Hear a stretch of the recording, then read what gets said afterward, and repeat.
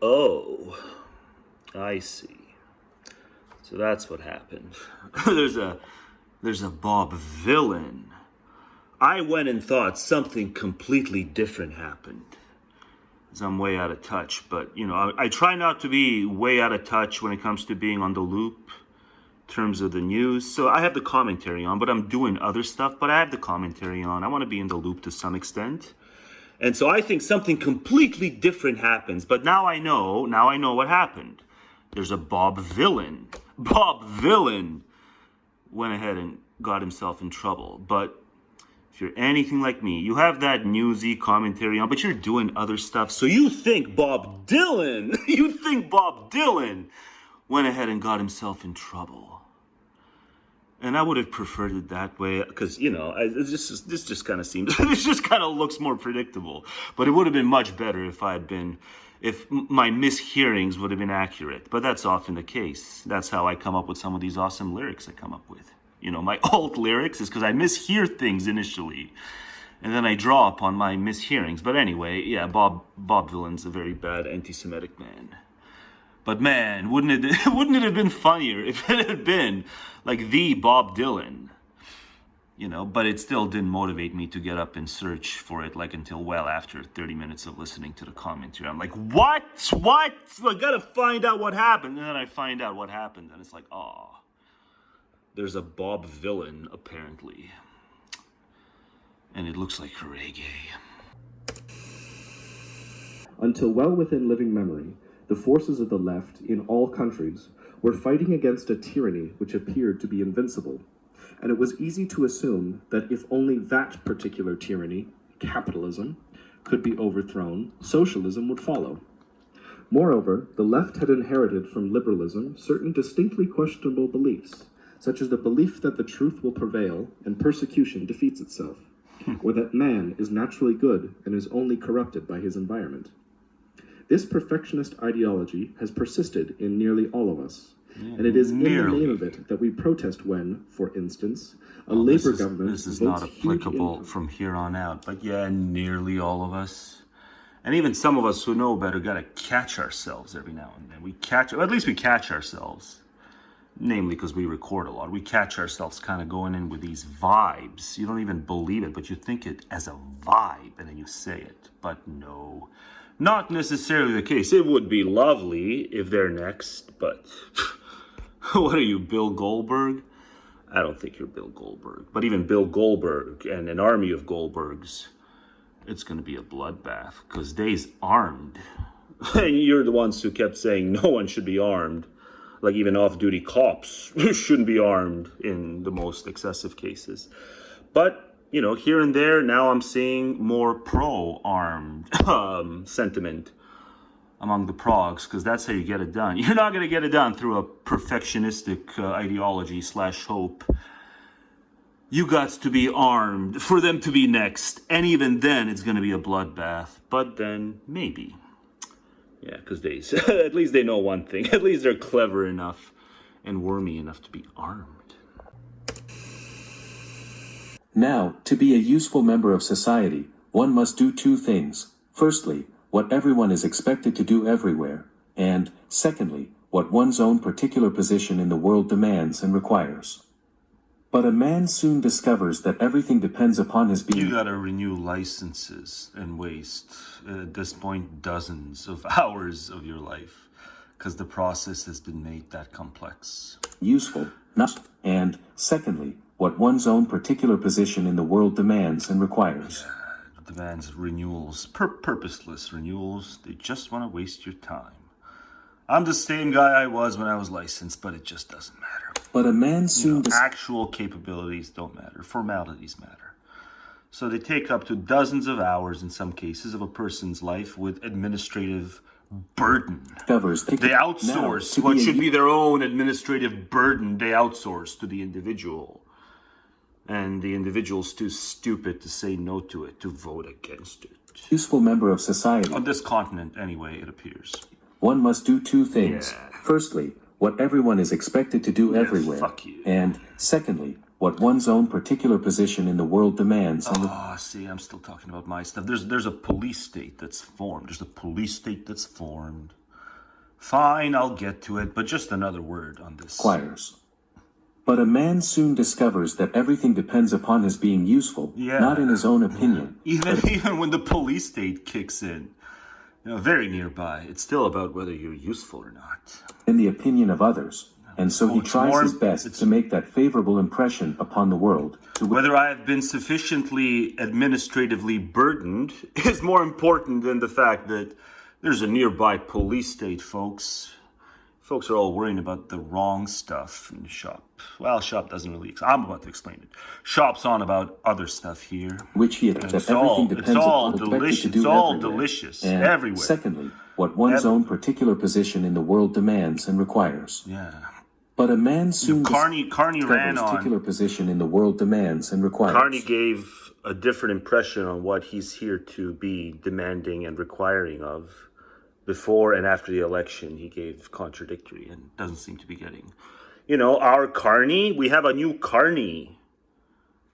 And you think his position is going to be one thing, and in post-election, it's a different thing.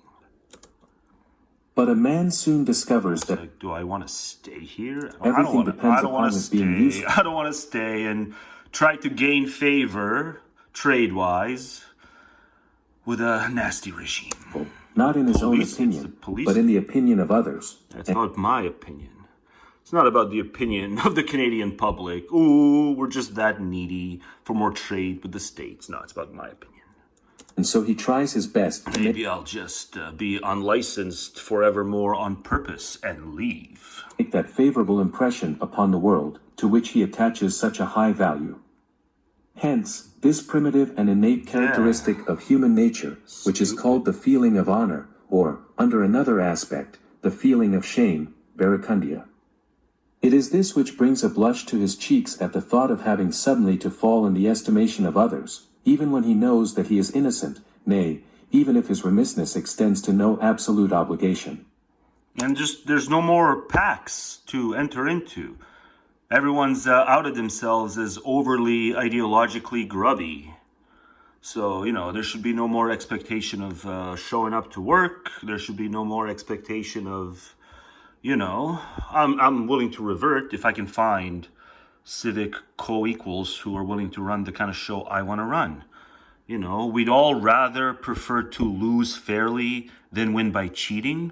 Who's still hanging on to that? So there's no one to enter into a pact with. So it's like, I don't know, where's the shelter? Where's the fallout? I got no fallout. I got stupid people who believe this. I ain't got no fallout shelter. But only to one which he has taken upon himself of his own free will. Oh, it's like even the hard determinists fall in the estimation of others, even when he knows that he is innocent, nay, even if his remissness extends to no absolute obligation. But only to one which he has taken upon himself of his own free will. Every time I see them use it, the others, I go, do they know what kind of can of worms they're opening? If they did, they would have been clear past the word. But then even shop's not clear past the word. The hardest of determinists and then he doesn't know he's opening up a can of worms. Just say volition, shop. Just say volition, and then you're not opening up a can of worms. Converse, but only to one which he has taken upon us extends to no absolute obligation. But only to one which he has taken upon himself of his own free will. His own volition. But, more about what's going on in the world. What's going on in the world is they're going to eat you alive. That's what's going on in the world. Phlegmatic Man said, hellbound to terminus. And Laura Loomer is low, and all that and more tonight on No Avail.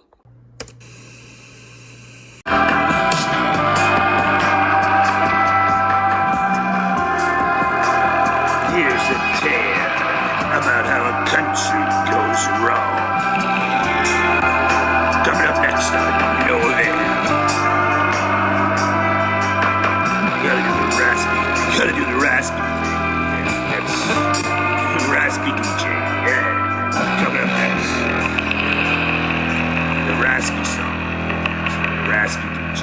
But coming up next, I'm gonna explain how a country goes wrong. Because a country is based on all kinds of contradictory shit. certain agents claim to, certain agents claim to oppose certain things, but then it's not consistent. But hang on, but it's later, not here. No, this is a different one. Yeah, somewhere here. Yeah. Oh, man.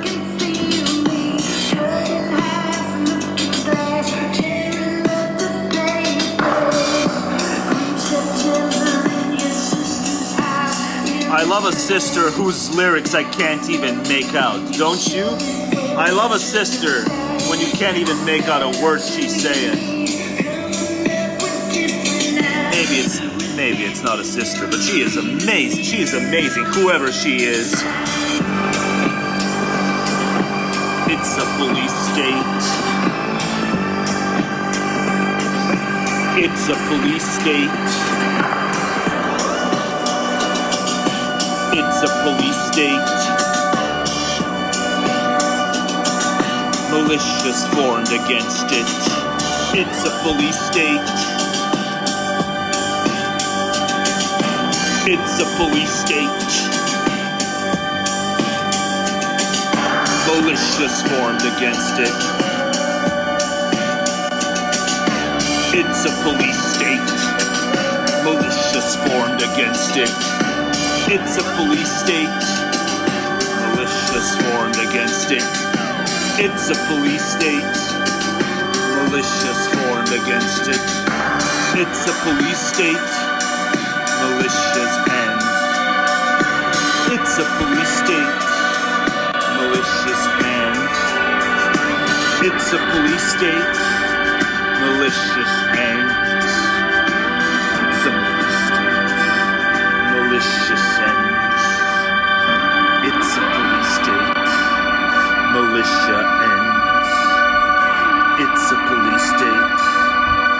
Militias ends. It's a police state. Militia works toward it. It's a police state.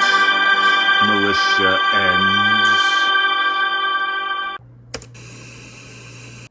In this place, I do not want to express an opinion either for or against state patronage of the arts, but merely to point out that what kind of state rules over us must depend partly on the prevailing intellectual atmosphere, meaning, in this context, partly on the attitude of writers and artists themselves, and on their a shitty intellectual atmosphere. It's back to Orwell, at least to begin with. Or otherwise, to keep the spirit of liberalism alive. Yeah, they didn't do that. If we find ourselves in 10 years' time cringing before someone like Zhdanov, it will probably be because that is what we have deserved. Obviously, there are strong tendencies towards totalitarianism at work. You deserve your loomers, Yanks, because your intellectual culture sucks. Orwell, it's not me, it's Orwell. Orwell said it. If we find ourselves in 10 years' time cringing before someone like Zhdanov, it will probably be because that is what we have deserved. Obviously, there are strong tendencies towards totalitarianism at work. The children's don't deserve it. Just as a collective, sometimes you have to come close to justifying collective guilt, even when you know that collective guilt is wrong. You just rhetorically kind of say that, yes, it's what we have deserved. But I don't think Orwell would have believed that, the innocent kids deserve it because the innocent kids are born to intellectual cultures that rot from within. But he said it. Alive. Hang on, what? Meaning, in this context, partly on the attitude of writers and artists themselves, and on their willingness, or otherwise, to keep the spirit of liberalism alive. If we find ourselves in 10 years' time cringing before someone like Zhdanov, it will probably be because that is what we have deserved. Obviously, there are strong tendencies toward totalitarianism at work within the English literary intelligentsia already. Shut up, Orwell. I just want to note down. It's the best thing I've ever seen on Blue Sky. It's this. I couldn't have thought of this if you had given me all the records in the world. I wouldn't have thought of this, but now I'm going to use it. But yeah, I say some really rough things later in a shouty outside rant, and I just want it to be known.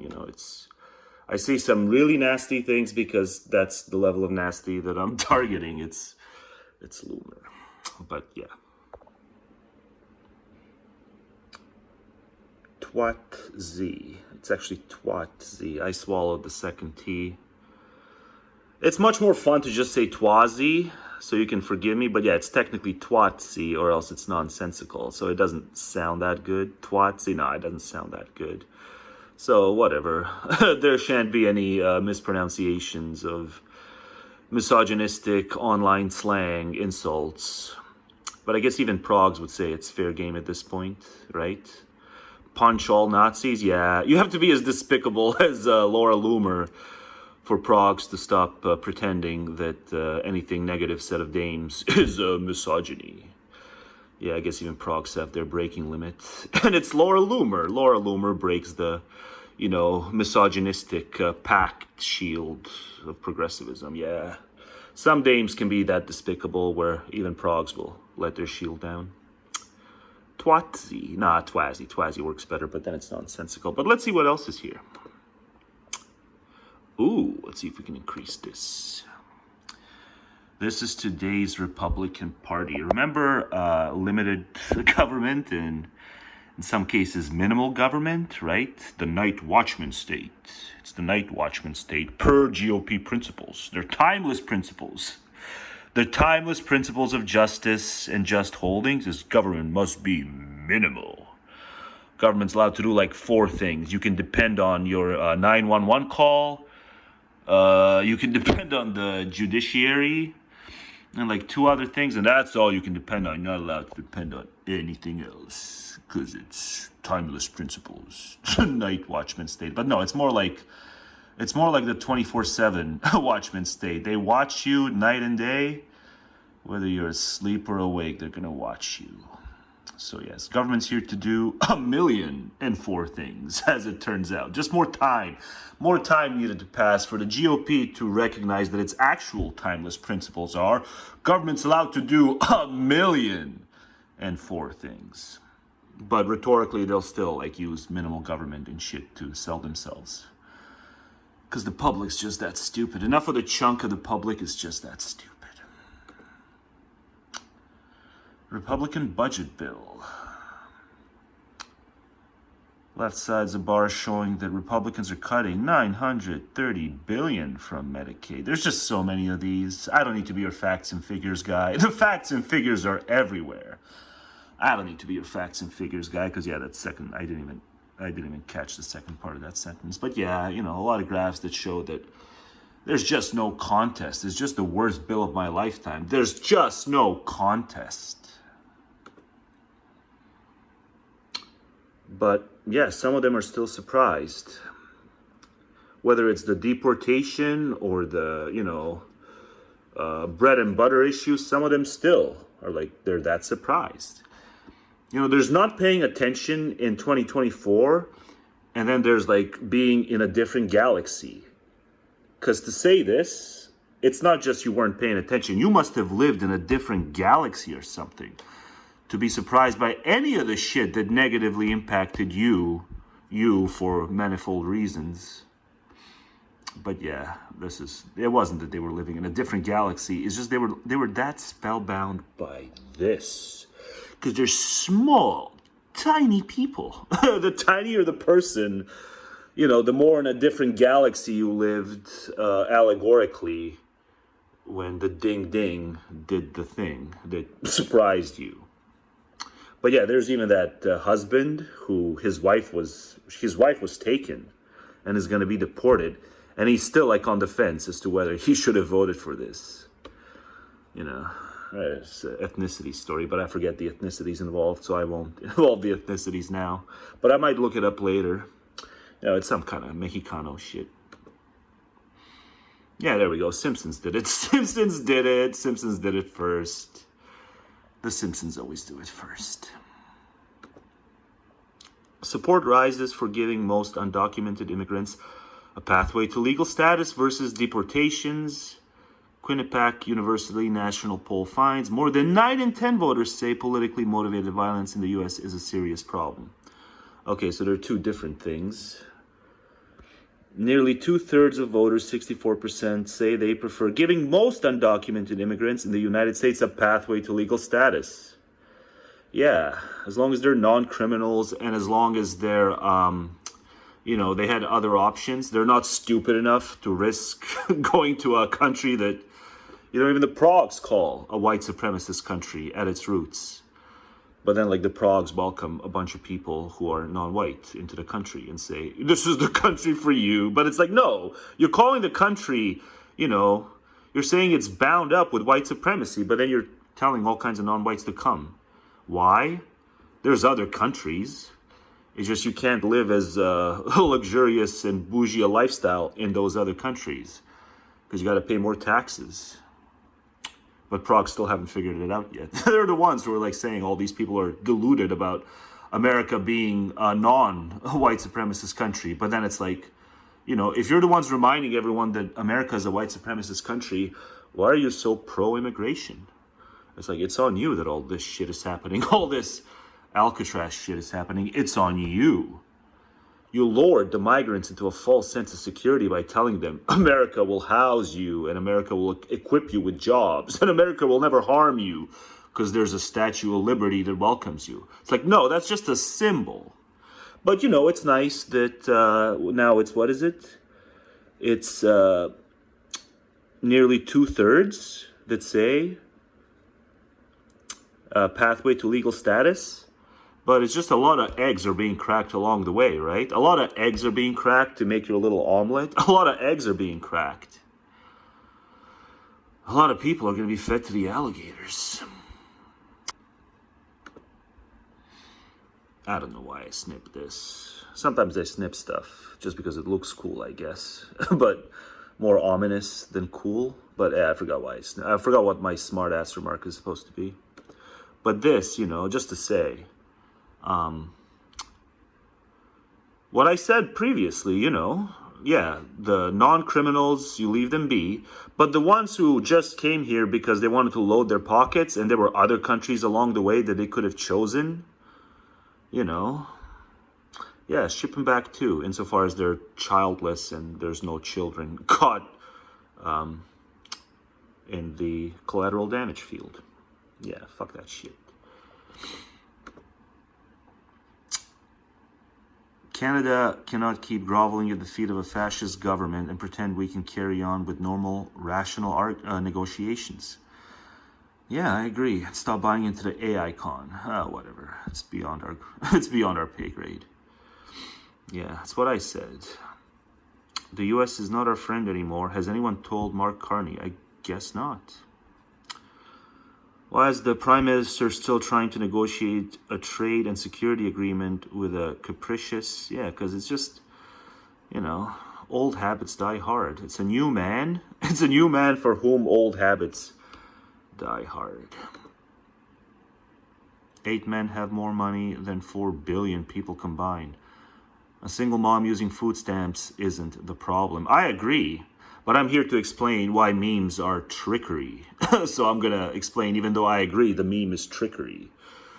The meme makes it seem as if there's a single mom using food stamps. But no, it's more like, tens of thousands of folks, if not hundreds of thousands of folks using food stamps. And this is still worse. I agree, this is still worse. But see, the meme tries to trick you, comparing it to a single mom. Oh, no, single as in single. But still, it's plural. There's single moms, but there's like a plurality of them. There's single moms, and there's a plurality of them, and they're very often as fat as this fella right here you're depicting. So it's, 8 men have more money than 4 billion people combined. That's the bigger problem. But, tens and really hundreds of thousands of, folks using food stamps. It's a smaller problem. But it's still a problem because there's a 37 trillion debt factor. That's right. I'll chew and walk. I'll walk and chew gum at the same time because it's more than a single mom. It's more than a single individual. And that's what the meme's trying to trick you and tell you not to think. Stand out. Someone has to. It's easy to follow along. It can feel strange to do or say something different. But without that unease, there is no freedom. I agree. That's a Timothy Snyder thing. I agree. That's why I do my musical numbers, so I can stand out. and because I'm lyrically gifted.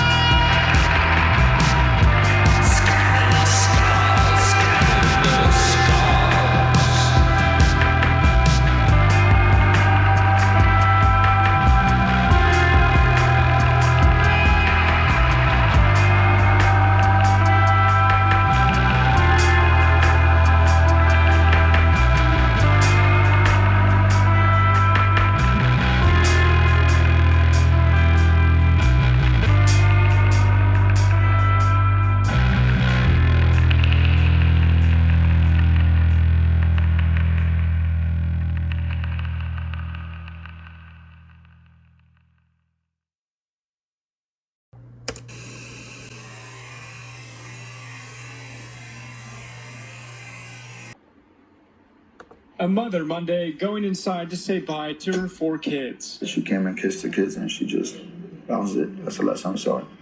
A proud President Trump supporting family in Diamond So Bar. much to be proud about. So much. Let's hear it again. President Trump supporting. A proud Yeah, President Trump so much to supporting be family proud in Diamond Bar. about, especially I today. had a full 3-4 flags out. Yeah, Even while that their mom figures. faces immigration The questions. flaggier, the flaggier, the merrier. That's a good question. Wait, what? Somewhat flags out. Even while their mom faces immigration questions. Has your Even opinion then, changed the on this? flaggier, the merrier. That's a good question.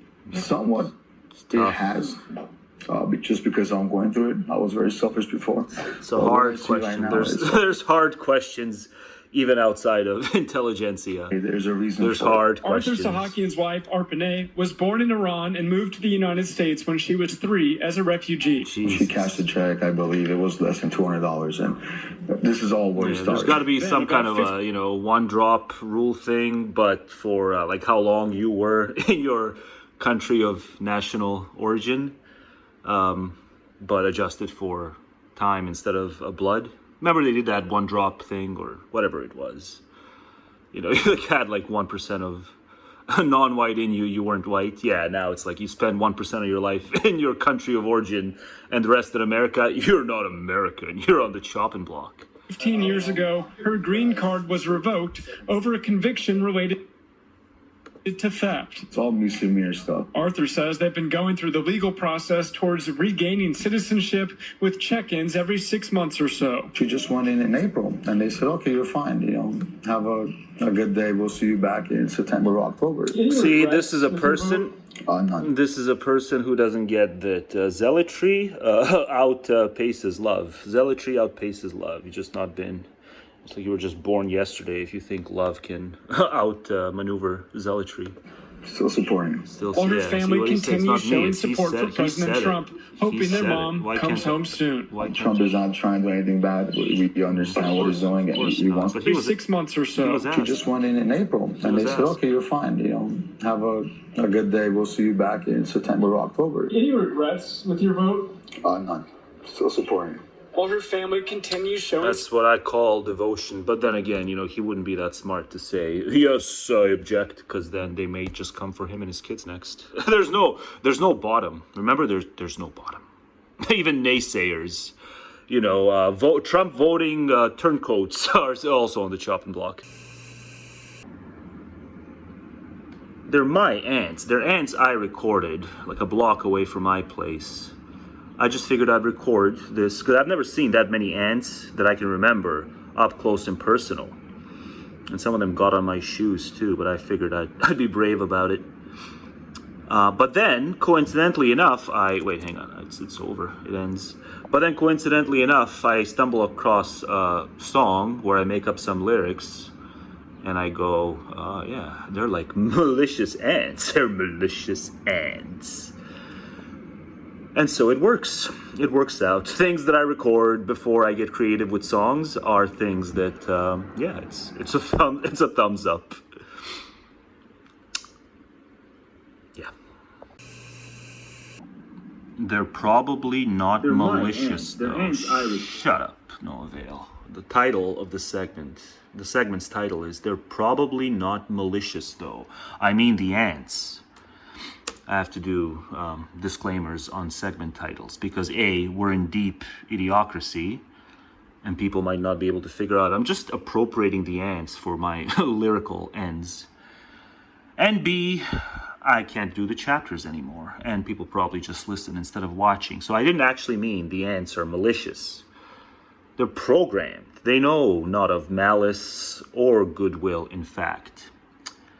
But it's an apt comparison, because the proud men in uniform are also more programmed than the average bear. I mean, all people are programmed, I guess, insofar as they are determined and determinable.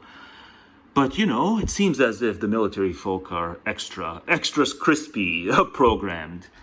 And so, yes, they're probably not malicious, though, the ants.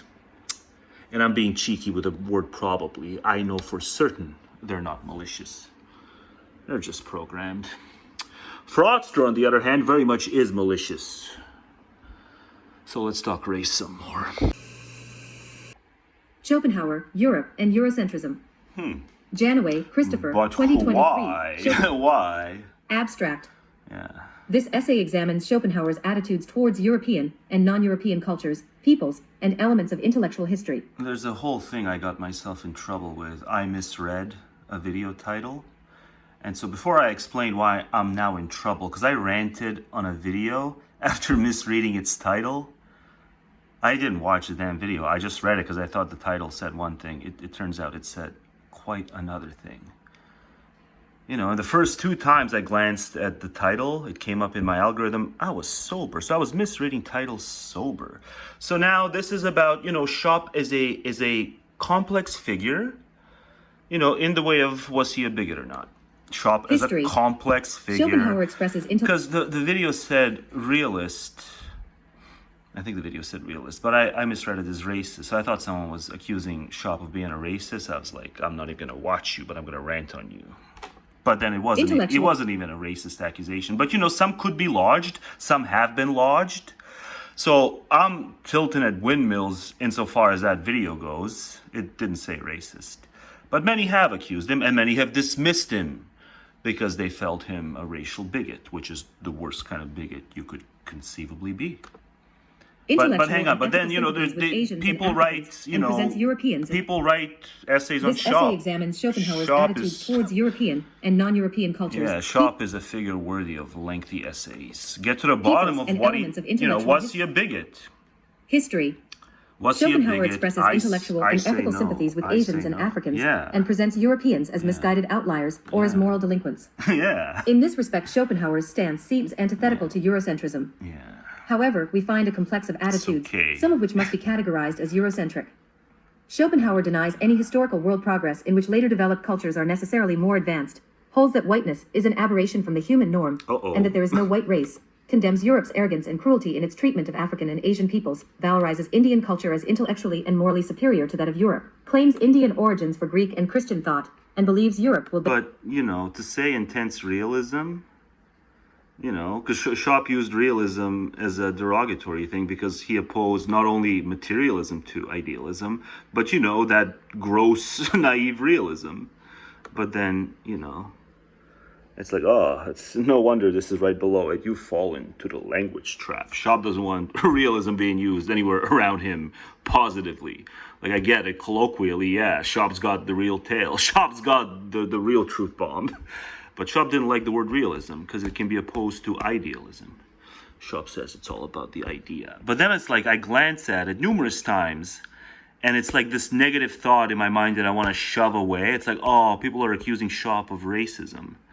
So I snip it, I rant about it, and then I see it and it's like, oh, I didn't say racism. But, you know, others have accused Shop of racism. Let's hear it. But he was complex. Benefit from retrieving an ancient wisdom to be found in India. On the other hand, he believes in physiological racial differences that would show Africans in particular to be naturally deficient in intellect. And I'm here to say that's not a defeater. You know, that's not the ultimate difference maker whether one is a racist. No, one's got to have ill will to some extent. It can't just be this dry story. One's got to, like, no. This will never be accepted, but yeah, this is enough. This is a defeater. The fact that Shop thought this is no, it's like my thing needs to be the defeater. You know, it's all the other stuff he also thought. All the stuff before, right? All the stuff, right? The treatment. African and Asian peoples valorizes Indian culture as intellectually and morally superior to that of Europe, claims Indian origins for Greek and Christian thought, and believes Europe will benefit from retrieving an ancient wisdom to be found in India. Yeah. How can a racist guy think all that? He believes in physiological racial differences that would show Africans in particular to be naturally deficient in intellect. Yeah, so that shouldn't be the defeater of my case. There's more. Because this is just descriptive, man. Intellect, you know, and in certain ways... You were doomed to this perspective. You know, you were doomed to it if you lived in that era. Ways closer to animals. He pictures... You know, there's scientific revolutions and shit. You know, read... I forget the guy who wrote the book about the scientific revolutions. It was a dry figure. Indian intellectual culture in a highly romanticized manner. Yeah. His prime motivation is to critique and reform European culture itself. Oh man, I've done some stuff on Indians.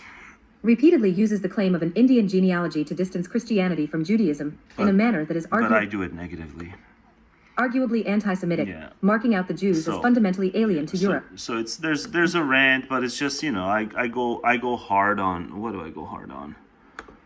You know, I go hard on this feller without even watching him and, you know, misreading. I had him in mind. You know, so I thought he said racism.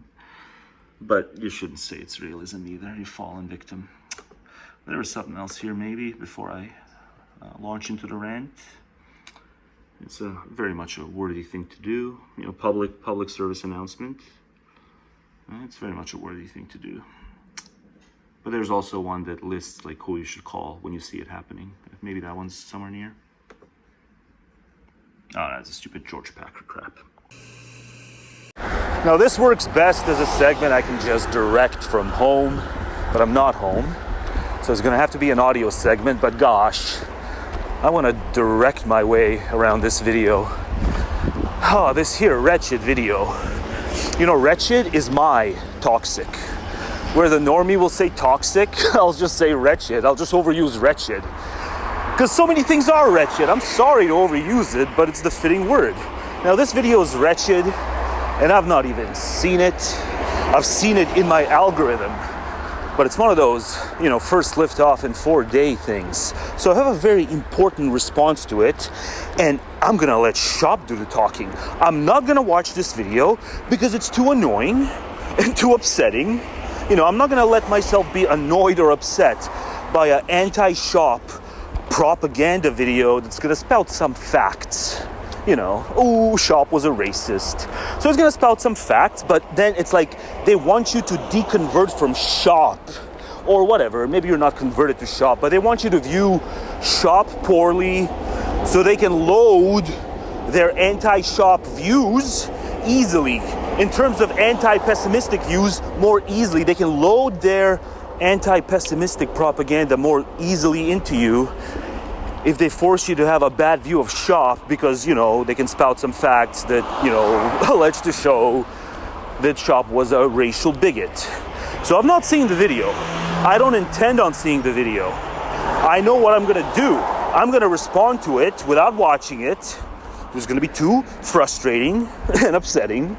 You know, maybe some new facts will be revealed. Some facts you haven't even heard spouted about Shop's racial views.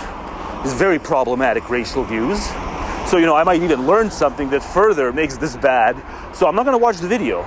I'm just gonna play from The Wisdom of Life, starting about an hour, 42 minutes into the audiobook. The whole audiobook's on YouTube now.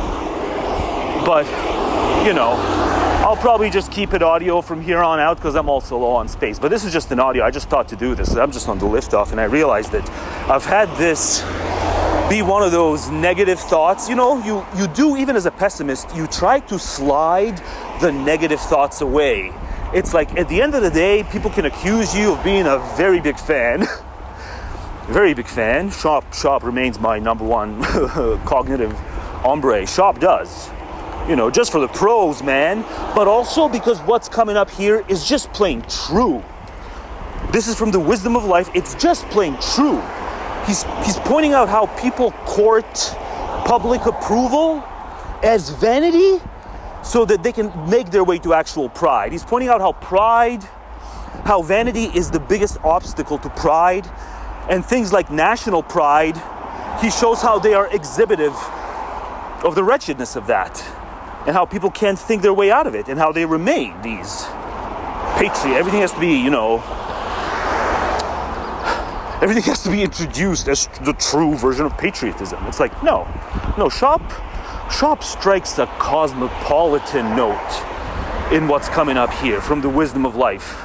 About an hour, 40-something minutes into the audiobook, Shop strikes a deep cosmopolitan note, a line, you know.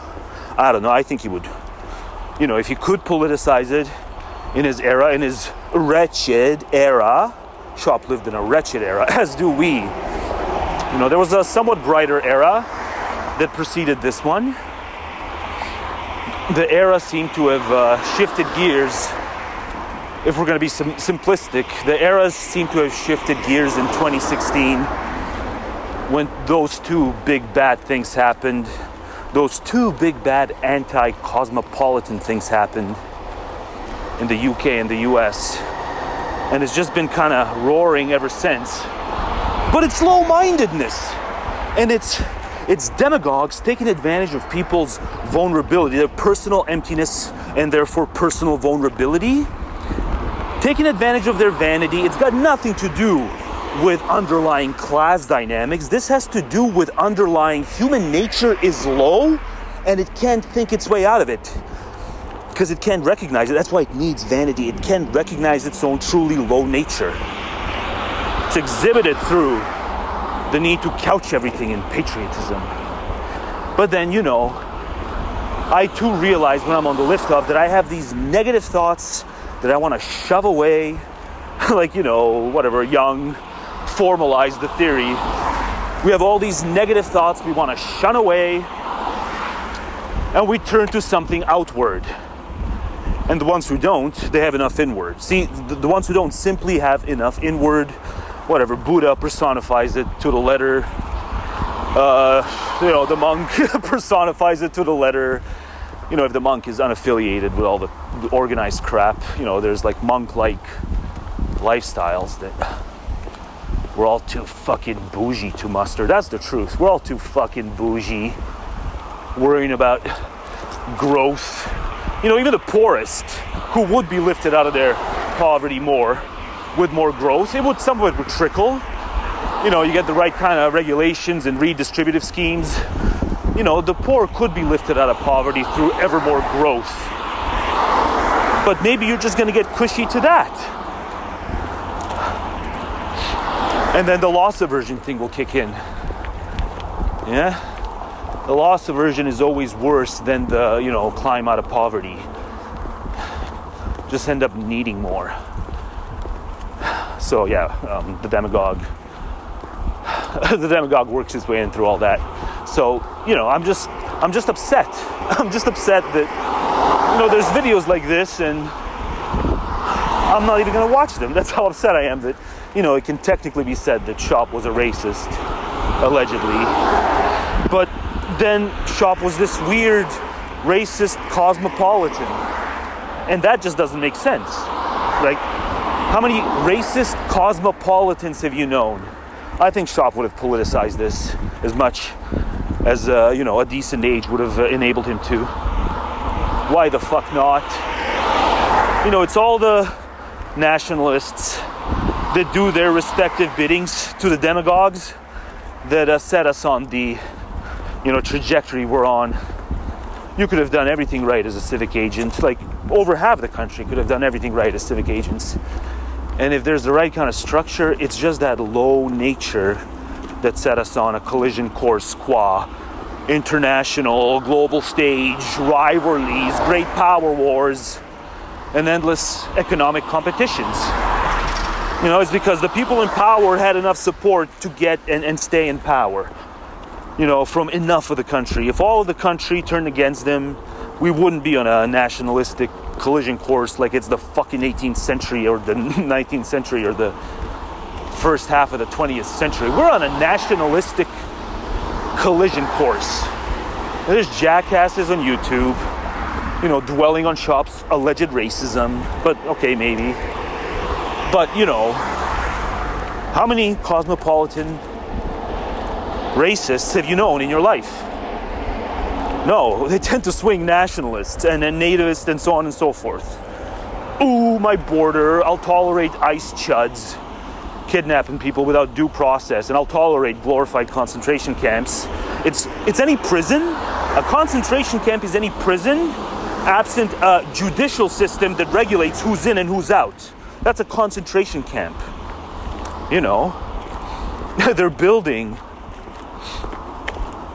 They're building precisely what Anne Applebaum wrote about when she wrote about her book Gulag. Well, they built it. Now they want to sustain it. Because they ain't reading highbrow political literature. They're reading Drudge. Every nationalist in every country is reading Drudge. And others are simply not reading anything at all. They're just looking to their left and right and mimicking. And Shop explains it, and he explains its origins here in The Wisdom of Life. Nearly 2 hours into the damn audiobook. So you ought to still hear Shop out, even if Shop was a racist. You ought to still hear Shop out, because Shop understood how to justify cosmopolitan sentiment in political life. Shop understood how to justify, with reasons, a cosmopolitan sentiment, and then maybe, formal theory, and then a constitution that embeds it in enough of the world. Even the freaking Islamist who listens to this might, the light bulb might switch it. Oh shit, I'm just doing this Islam shit because it's like everything that I've ever known. It's like, to the extent that I've been politically active, I've been an Islamist. It's what I was born and raised in. As a kid, taught to hate the Jews or something. Maybe Shop's truth bombs here would even snap the Islamist and the jihadist out of their trances, their spiritual, pseudo-spiritual trances. We got people from too much of the fucking world, enough of the populations, local populations, in too many parts of the fucking world that are given over to this crap. We're on a collision course. And Shop gives you better reasons than anyone else in terms of how to counter it in discourse and in debates. They're just that low. Laura Loomer is a low person. It's just that fucking simple. She's courting that. And she thinks that, because the right people are triggered, it's ultimately justified. To the extent that justification enters the fray cognitively in the first place. The idea that you have to justify what you do and say, she'll justify it because, it's an income, it's a stream, it's a stream. And then the fraudster gives her the added stream. She gets the stream, she took fraudster's jizz. She's one of the only women in the world who voluntarily know what it's like to take the fraudster's jizz. Allegedly, is that Loomer bitch. But she's low. Gotta be that low to get that much work done and think it panned out well for you. Gotta be that low to get that much. Yeah, it's I'm almost done. You ought to be that fucking low to have had that much work done and not realize you're a walking disaster. You gotta be just that fucking low. And the true patriot doesn't get it, feels ruining over their brains. Here's why. No need for me to get home and pause throughout this. I'm just gonna let Shop run, and you ought to fucking listen. Shop debunks nationalism, national sentiment. Shop says there's just more reasons to swing cosmopolitan. Because if we don't, we're on a collision course, you see? Because if we don't, we're on a collision course, you see? And the phlegmatic man said, be a cosmopolitan. And the phlegmatic man said, recognize national folly. When you're a nationalist, it's much harder for you to recognize national folly when it's the motherland, the homeland. Fuck your homeland, Jews and Muslims, they're never going to stop butchering each other because, oh, my homeland. Fuck your homeland. Can't you see it? Can't you see it applies to you too? Fuck your homeland. Pay heed to Shop. The heed you pay to your nation. Just one thing before Shop. Lifestyles that... We're all too fucking bougie to muster. That's the truth. We're all too fucking bougie. Here. Worrying about... But I misspelled homeland. It's such a great thing to say, fuck your homeland, but then I misspelled it. And now I've extracted it, and it's too late. You spot stuff you misspell when you record. Homeland. But wait, what am I saying fuck to? I'm saying fuck to something else here. We're all too fucking bougie to muster. That's the truth. We're all too fucking bougie. Worrying about growth. Even the poorest who would be lifted out of there. Or the most indebted, right? Maybe it's rough. Maybe I was too rough here to say that. Growth, I hint here and pretty much make it clear that growth might be unjustified even if it does successfully get the poorest out of poverty. Because then they may end up like these types, They just overspend and keep doing it. Once they were poor...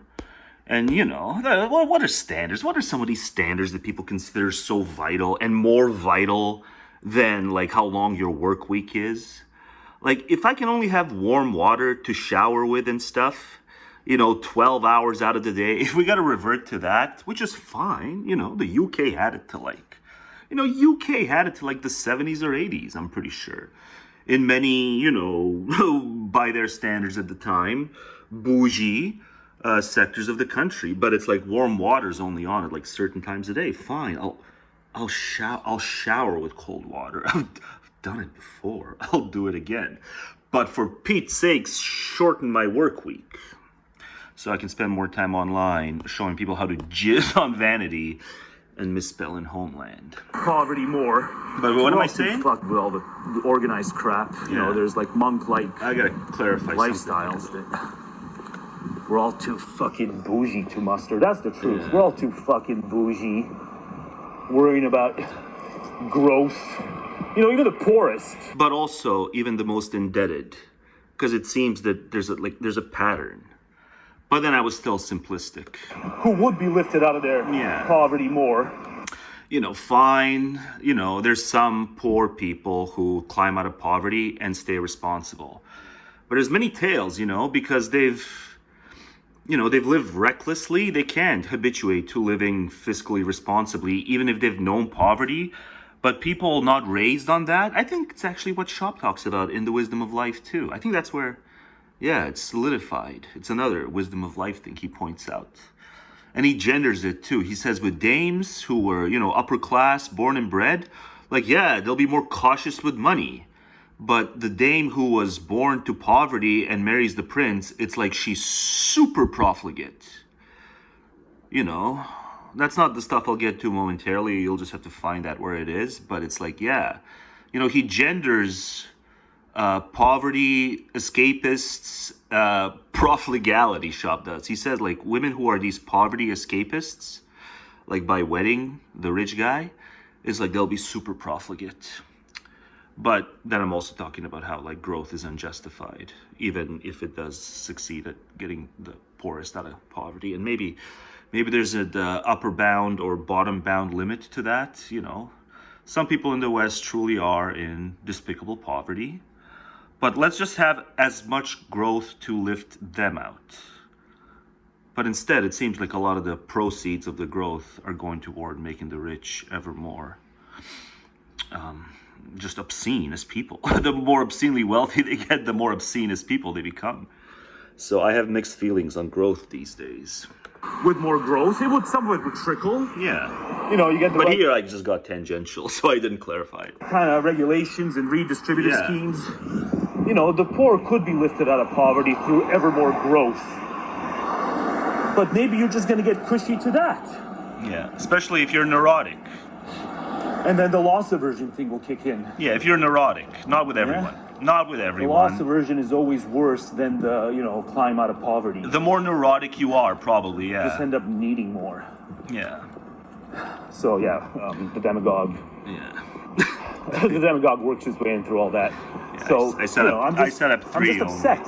I'm just upset that, there's videos like this and I'm not even going to watch them. That's how upset I am that, it can technically be said that Shop was a racist. But no, it said realist. It said realist. I misread it twice. But then Shop was this weird, racist cosmopolitan. Yeah, but that point is good, and that just doesn't make sense. But just so I'm clear, it's good if people escape poverty, and if we all have to live the scheduled life, so that enough of the really poor people escape poverty, if they muster fiscal responsibility thereafter. But it doesn't seem like, it's a trend. It seems that the ones who muster fiscal responsibility are on average more the ones who were born to fiscal responsibility because their parents were loaded. Sometimes it pays to be loaded. But, here's more of what Shop said. Racist cosmopolitans have been known. I think Shop would have politicized this as much. And so I'm going to get to Shop now. But thank you for, letting me clarify my poverty thing. But it's hard to, so it's if we got to choose it as a policy, right? I want to help the poor if they can remain lastingly unpoor. But I don't want to turn society topsy-turvy or keep society so damn beholden to busyness. If this is the outcome of people who, they escape poverty, but then they just remain indebted because they overspend. You know, so come on, you can get my view. My view is not that obscene. And if people insist that honor is dearer than life itself, what they really mean is that existence and well-being are as nothing compared with other people's opinions. Of course, this may be only an exaggerated way of stating the prosaic truth that reputation, that is, the opinion others have of us, is indispensable if we are to make any progress in the world, but I shall come back to that presently. When we see that almost everything men devote their lives to attain, sparing no effort and encountering 1,000 toils and dangers in the process, has, in the end, no further object than to raise themselves in the estimation of others. When we see that not only offices, titles, decorations, but also wealth, nay, even knowledge 36 and art, are striven for only to obtain, as the ultimate goal of all effort, greater respect from one's fellow men, is not this a lamentable proof of the extent to which human folly can go? To set much too high a value on other people's opinion is a common error everywhere, an error, it may be, rooted in human nature itself, or the result of civilization and social arrangements generally. But, whatever its source, it exercises a very immoderate influence on all we do, and is very prejudicial to our happiness. We can trace it from a timorous and slavish regard for what other people will say, up to the feeling which made Virginius plunge the dagger into his daughter's heart, or induces many a man to sacrifice quiet, riches, health and even life itself, for posthumous glory. Undoubtedly this feeling is a very convenient instrument in the hands of those who have the control or direction of their fellow men. And accordingly we find that in every scheme for training up humanity in the way it should go, the maintenance and strengthening of the feeling of honor occupies an important place. But it is quite a different matter in its effect on human happiness, of which it is here our object to treat, and we should rather be careful to dissuade people from setting too much store by what others think of them. Daily experience shows us, however, that this is just the mistake people persist in making. Most men set the utmost value precisely on what other people think, and are more concerned about it than about what goes on in their own consciousness, which is the thing most immediately and directly present to them. They reverse the natural order, regarding the opinions of others as real existence and their own consciousness as something shadowy. Making the derivative and secondary into the principal, and considering the picture they present to the world of more importance than their own selves. By thus trying to get a direct and immediate result out of what has no really direct or immediate existence, they fall into the kind of folly which is called vanity, the appropriate term for that which has no solid or intrinsic value. Like a miser, such people forget the end in their eagerness to obtain the means. The truth is that the value we set upon the opinion of others, and our constant endeavor in respect of it, are each quite out of proportion to any result we may reasonably hope to attain. So that this attention to other people's attitude may be regarded as a kind of universal mania which every one inherits. In all we do, almost the first thing we think about is, what will people say? And nearly half the troubles and bothers of life may be traced to our anxiety on this score. It is the anxiety which is at the bottom of all that feeling of self-importance, which is so often mortified because it is so very morbidly sensitive. It is solicitude about what others will say that underlies all our vanity and pretension, yes, and all our show and swagger too. Without it, there would not be a tenth part of the luxury which exists. Pride in every form, point d'honneur and punctilio, however varied their kind or sphere, are at bottom nothing but this, anxiety about what others will say, and what sacrifices it costs. One can see it even in a child. And though it exists at every period of life, it is strongest in age, because, when the capacity for sensual pleasure fails, vanity and pride have only avarice to share their dominion. Frenchmen, perhaps, afford the best example of this feeling, and amongst them it is a regular epidemic, appearing sometimes in the most absurd ambition, or in a ridiculous kind of national vanity in the most shameless boasting. However, they frustrate their own gains, for other people make fun of them and call them la grande nation. By way of specially illustrating this perverse and exuberant respect for other people's opinion, let me take passage from the Times of March 31, 1846, giving a detailed account of the execution of one Thomas Wicks, an apprentice who, from motives of vengeance, had murdered his master. Here we have very unusual circumstances and an extraordinary character, though one very suitable for our purpose. And these combine to give a striking picture of this folly, which is so deeply rooted in human nature, and allow us to form an accurate notion of the extent to which it will go. On the morning of the execution, says the report, the Rev. Ordinary was early in attendance upon him, but Wicks, beyond a quiet demeanor, betrayed no interest in his ministrations, appearing to feel anxious only to acquit himself bravely before the spectators of his ignominious end. In the procession Wicks fell into his proper place with alacrity, and, as he entered the chapel yard, remarked, sufficiently loud to be heard by several persons near him, "Now, then, as Dr. Dodd said, I shall soon know the grand secret." On reaching the scaffold, the miserable wretch mounted the drop without the slightest assistance, and when he got to the center, he bowed to the spectators twice, a proceeding which called forth a tremendous cheer from the degraded crowd beneath. This is an admirable example of the way in which a man, with death in the most dreadful form before his very eyes, and eternity beyond it, will care for nothing but the impression he makes upon a crowd of gapers, and the opinion he leaves behind him in their heads. There was much the same kind of thing in the case of Lecomte, who was executed at Frankfurt, also in 1846, for an attempt on the king's life. At the trial he was very much annoyed that he was not allowed to appear, in decent attire, before the upper house, and on the day of the execution it was a special grief to him that he was not permitted to shave.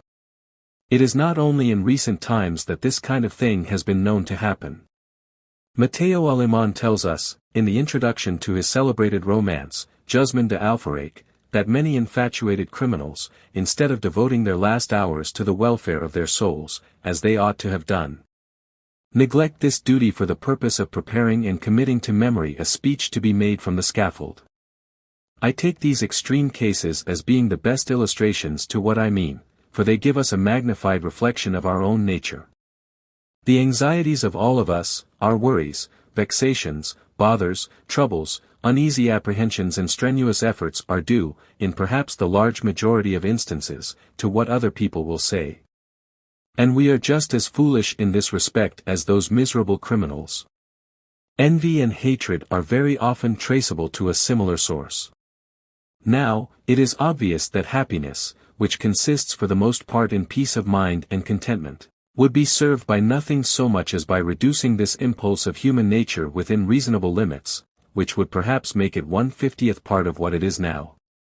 By doing so, we should get rid of a thorn in the flesh which is always causing us pain. But it is a very difficult task, because the impulse in question is a natural and innate perversity of human nature. Tacitus says, "The lust of fame is the last that a wise man shakes off." 37 The only way of putting an end to this universal folly is to see clearly that it is a folly. And this may be done by recognizing the fact that most of the opinions in men's heads are apt to be false, perverse, erroneous and absurd, and so in themselves unworthy of attention. Further, that other people's opinions can have very little real and positive influence upon us in most of the circumstances and affairs of life. Again, this opinion is generally of such an unfavorable character that it would worry a man to death to hear everything that was said of him, or the tone in which he was spoken of. And finally, among other things, we should be clear about the fact that honor itself has no really direct, but only an indirect, value. If people were generally converted from this universal folly, the result would be such an addition to our peace of mind and cheerfulness as at present seems inconceivable. People would present a firmer and more confident front to the world, and generally behave with less embarrassment and restraint. It is observable that a retired mode of life has an exceedingly beneficial influence on our peace of mind, and this is mainly because we thus escape having to live constantly in the sight of others, and pay everlasting regard to their casual opinions. In a word, we are able to return upon ourselves. At the same time a good deal of positive misfortune might be avoided, which we are now drawn into by striving after shadows, or, to speak more correctly, by indulging a mischievous piece of folly. And we should consequently have more attention to give to solid realities and enjoy them with less interruption than at present. But, Greek, Kalipa Ga Kala, what is worth doing is hard to do. Section 2. Pride. The folly of our nature which we are discussing puts forth three shoots: ambition, vanity and pride. The difference between the last two is this: pride is an established conviction of one's own paramount worth in some particular respect, while vanity is the desire of rousing such a conviction in others, and it is generally accompanied by the secret hope of ultimately coming to the same conviction oneself. Pride works from within, it is the direct appreciation of oneself. Vanity is the desire to arrive at this appreciation indirectly, from without. So we find that vain people are talkative, proud, and taciturn. But the vain person ought to be aware that the good opinion of others, which he strives for, may be obtained much more easily and certainly by persistent silence than by speech, even though he has very good things to say. Anyone who wishes to affect pride is not therefore a proud man, but he will soon have to drop this, as every other, assumed character. It is only a firm, unshakable conviction of preeminent worth and special value which makes a man proud in the true sense of the word, a conviction which may, no doubt, be a mistaken one or rest on advantages which are of an adventitious and conventional character. Still pride is not the less pride for all that, so long as it be present in real earnest. And since pride is thus rooted in conviction, it resembles every other form of knowledge in not being within our own arbitrament. Pride's worst foe, I mean its greatest obstacle, is vanity, which courts the applause of the world in order to gain the necessary foundation for a high opinion of one's own worth, whilst pride is based upon a pre-existing conviction of it. It is quite true that pride is something which is generally found fault with, and cried down, but usually, I imagine, by those who have nothing upon which they can pride themselves. In view of the impudence and foolhardiness of most people, anyone who possesses any kind of superiority or merit will do well to keep his eyes fixed on it, if he does not want it to be entirely forgotten. For if a man is good-natured enough to ignore his own privileges, and hobnob with the generality of other people, as if he were quite on their level, they will be sure to treat him, frankly and candidly, as one of themselves. This is a piece of advice I would specially offer to those whose superiority is of the highest kind, real superiority, I mean, of a purely personal nature, which cannot, like orders and titles, appeal to the eye or ear at every moment. As, otherwise, they will find that familiarity breeds contempt, or, as the Romans used to say, sus minervam. Joke with a slave, and he'll soon show his heels, is an excellent Arabian proverb. Nor ought we to despise what Horace says. Sum superbiam, qui citum meritis. Usurp the fame you have deserved. No doubt, when modesty was made a virtue, it was a very advantageous thing for the fools. For everybody is expected to speak of himself as if he were one. This is leveling down indeed, for it comes to look as if there were nothing but fools in the world. The cheapest sort of pride is national pride.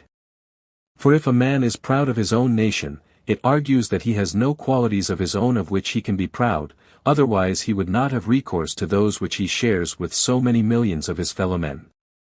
The man who is endowed with important personal qualities will be only too ready to see clearly in what respects his own nation falls short, since their failings will be constantly before his eyes.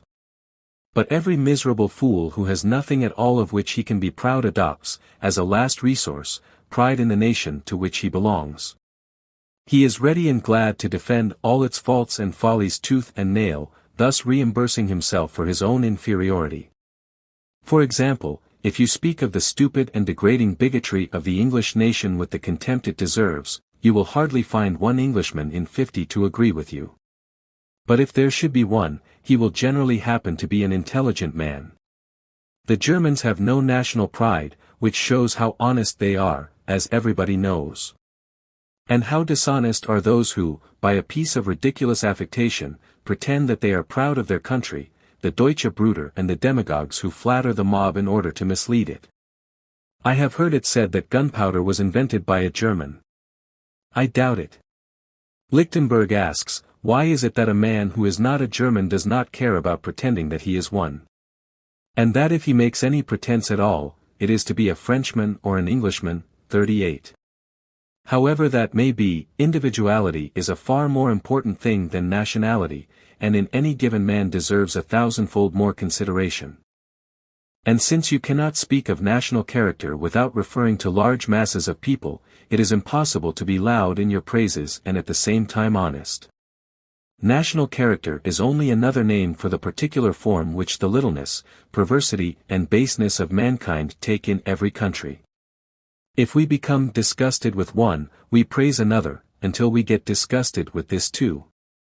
Every nation mocks at other nations, and all are right.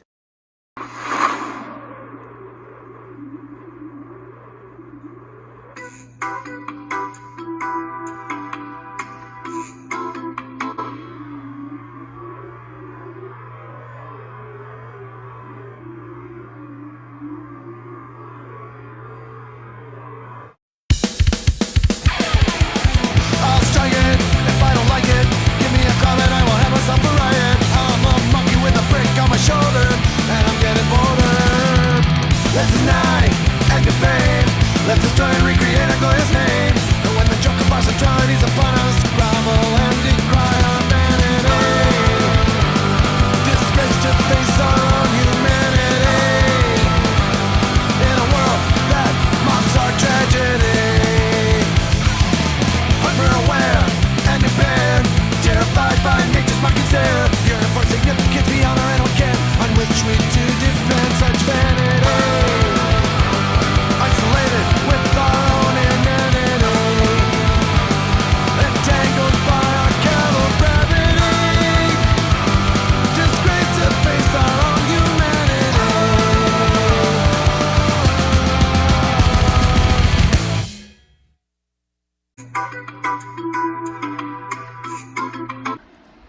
Well, but speaking of pride, you can't spell pride without fall for something. Pride goeth before fall. So among the things I predicted accurately before last fall, this is done before last fall, and check out all my predictions. It was a record, but sometimes the record is predictions. Heartbreaking New America, damn Skippy, it's a bunch of damn you Joe, even more damn you Joe than I could have fathomed. Chola's that new one, you know, I always forget her name when I'm recording. It's a very easy name to remember, but you know, she's packing spice like AOC, and they think, you know, well, I guess it's, we must elect Zoran next. Yeah, I think they think that Zoran, because Zoran has it easy in a deep blue district, Zoran's gonna have it easy everywhere. We must elect Zoran next. But yeah, also Chola. But I mean, heartbreak in Blue America, I had it down months before it happened. But then it took until, I guess it really took until June, July before Trump fucks up bad. I guess it took, I thought it would have something to do with some kind of electoral sharks, but you know, close enough. Trump fucks up. It just took until June/July and Trump fucks up bad. But this is probably hyperbole. Yeah, Wall Street's, it doesn't matter what else. The world's gonna crumble. Wall Street's never gonna get canceled. But yeah, Tucker is out.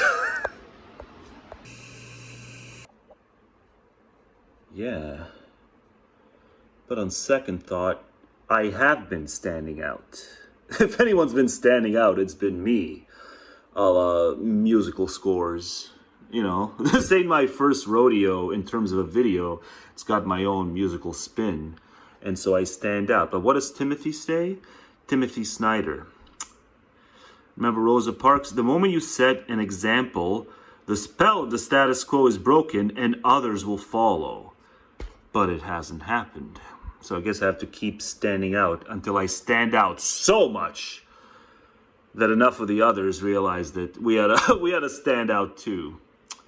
So yeah, it's got to be like an ensemble cast of a musical where I got to get a bunch of people to come in and sing with me and alt lyrics with me so that we stand out enough, we make the whole world stand out.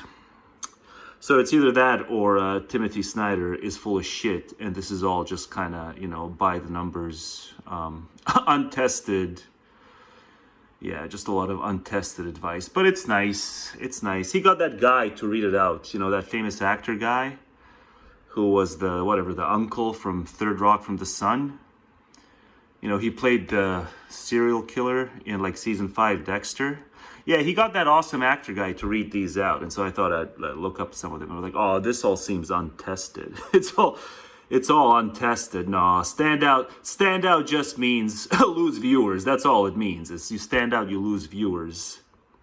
But Timothy, being, I guess, enough of an optimist, Timothy Snyder goes, the moment you set an example, the spell of the status quo is broken, and others will follow. I don't think so, Timothy. But I'll keep trying, because it's also fun. It's also just fun to what? To be myself.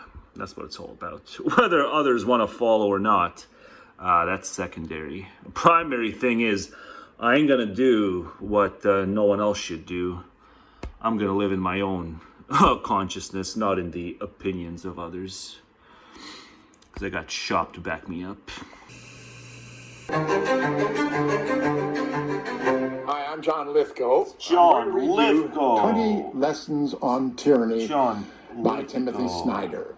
It's the best of the villainous serial killers in the original Dexter run.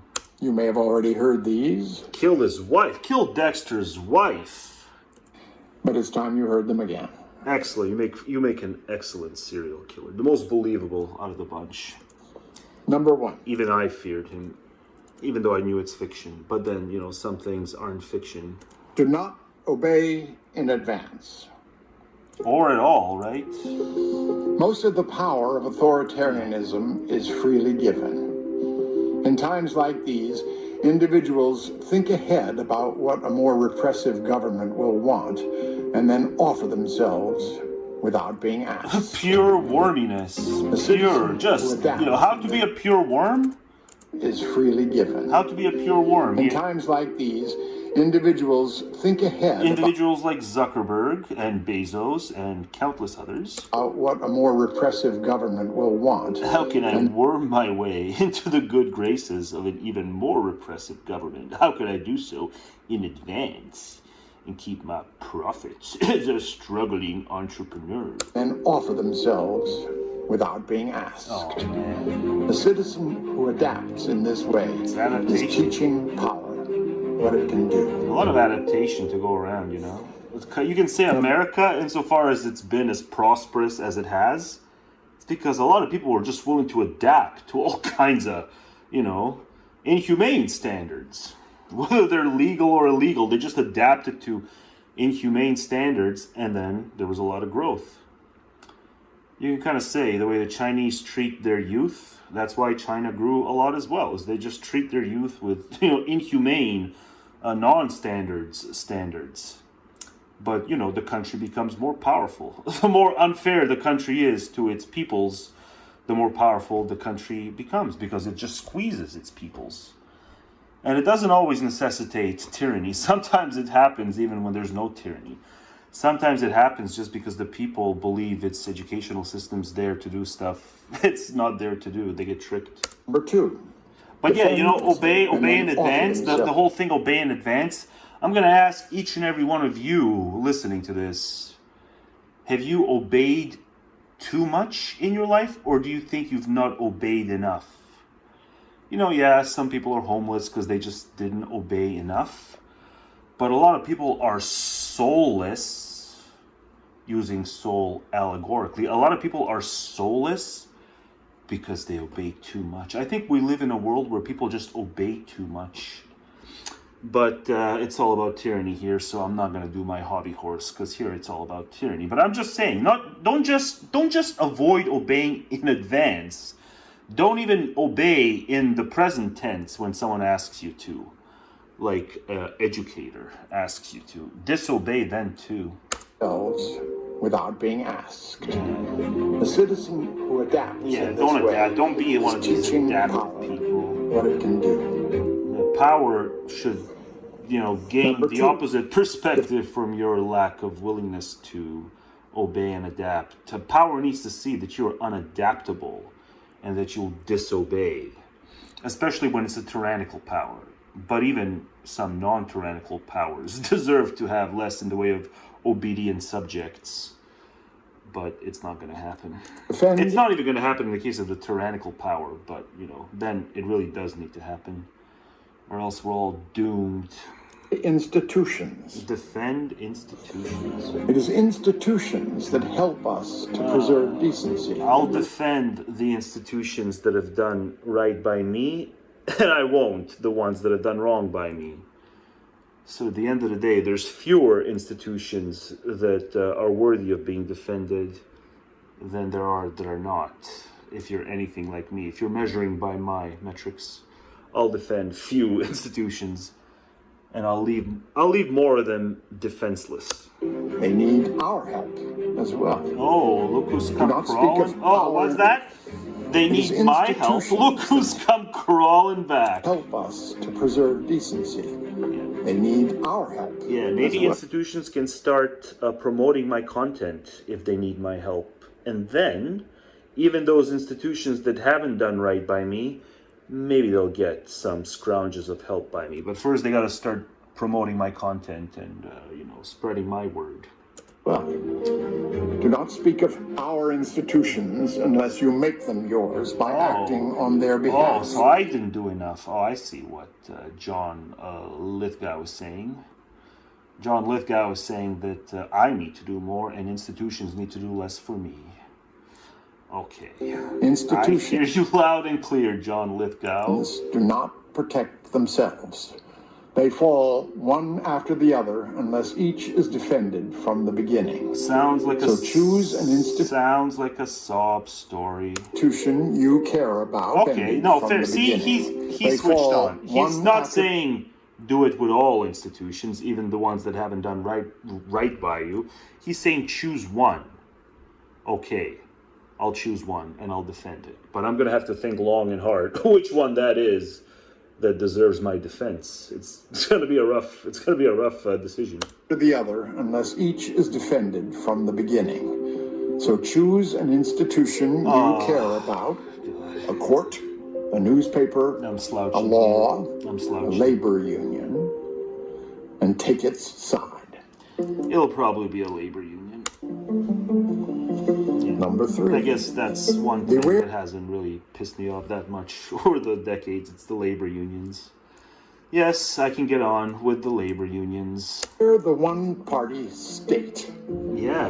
The parties that remade states and suppressed rivals Yeah. were not omnipotent from the start. They exploited a historical moment. It's actually, a lot of the people who love the labor stuff, they're so obsessed. They see everything in terms of labor versus capital.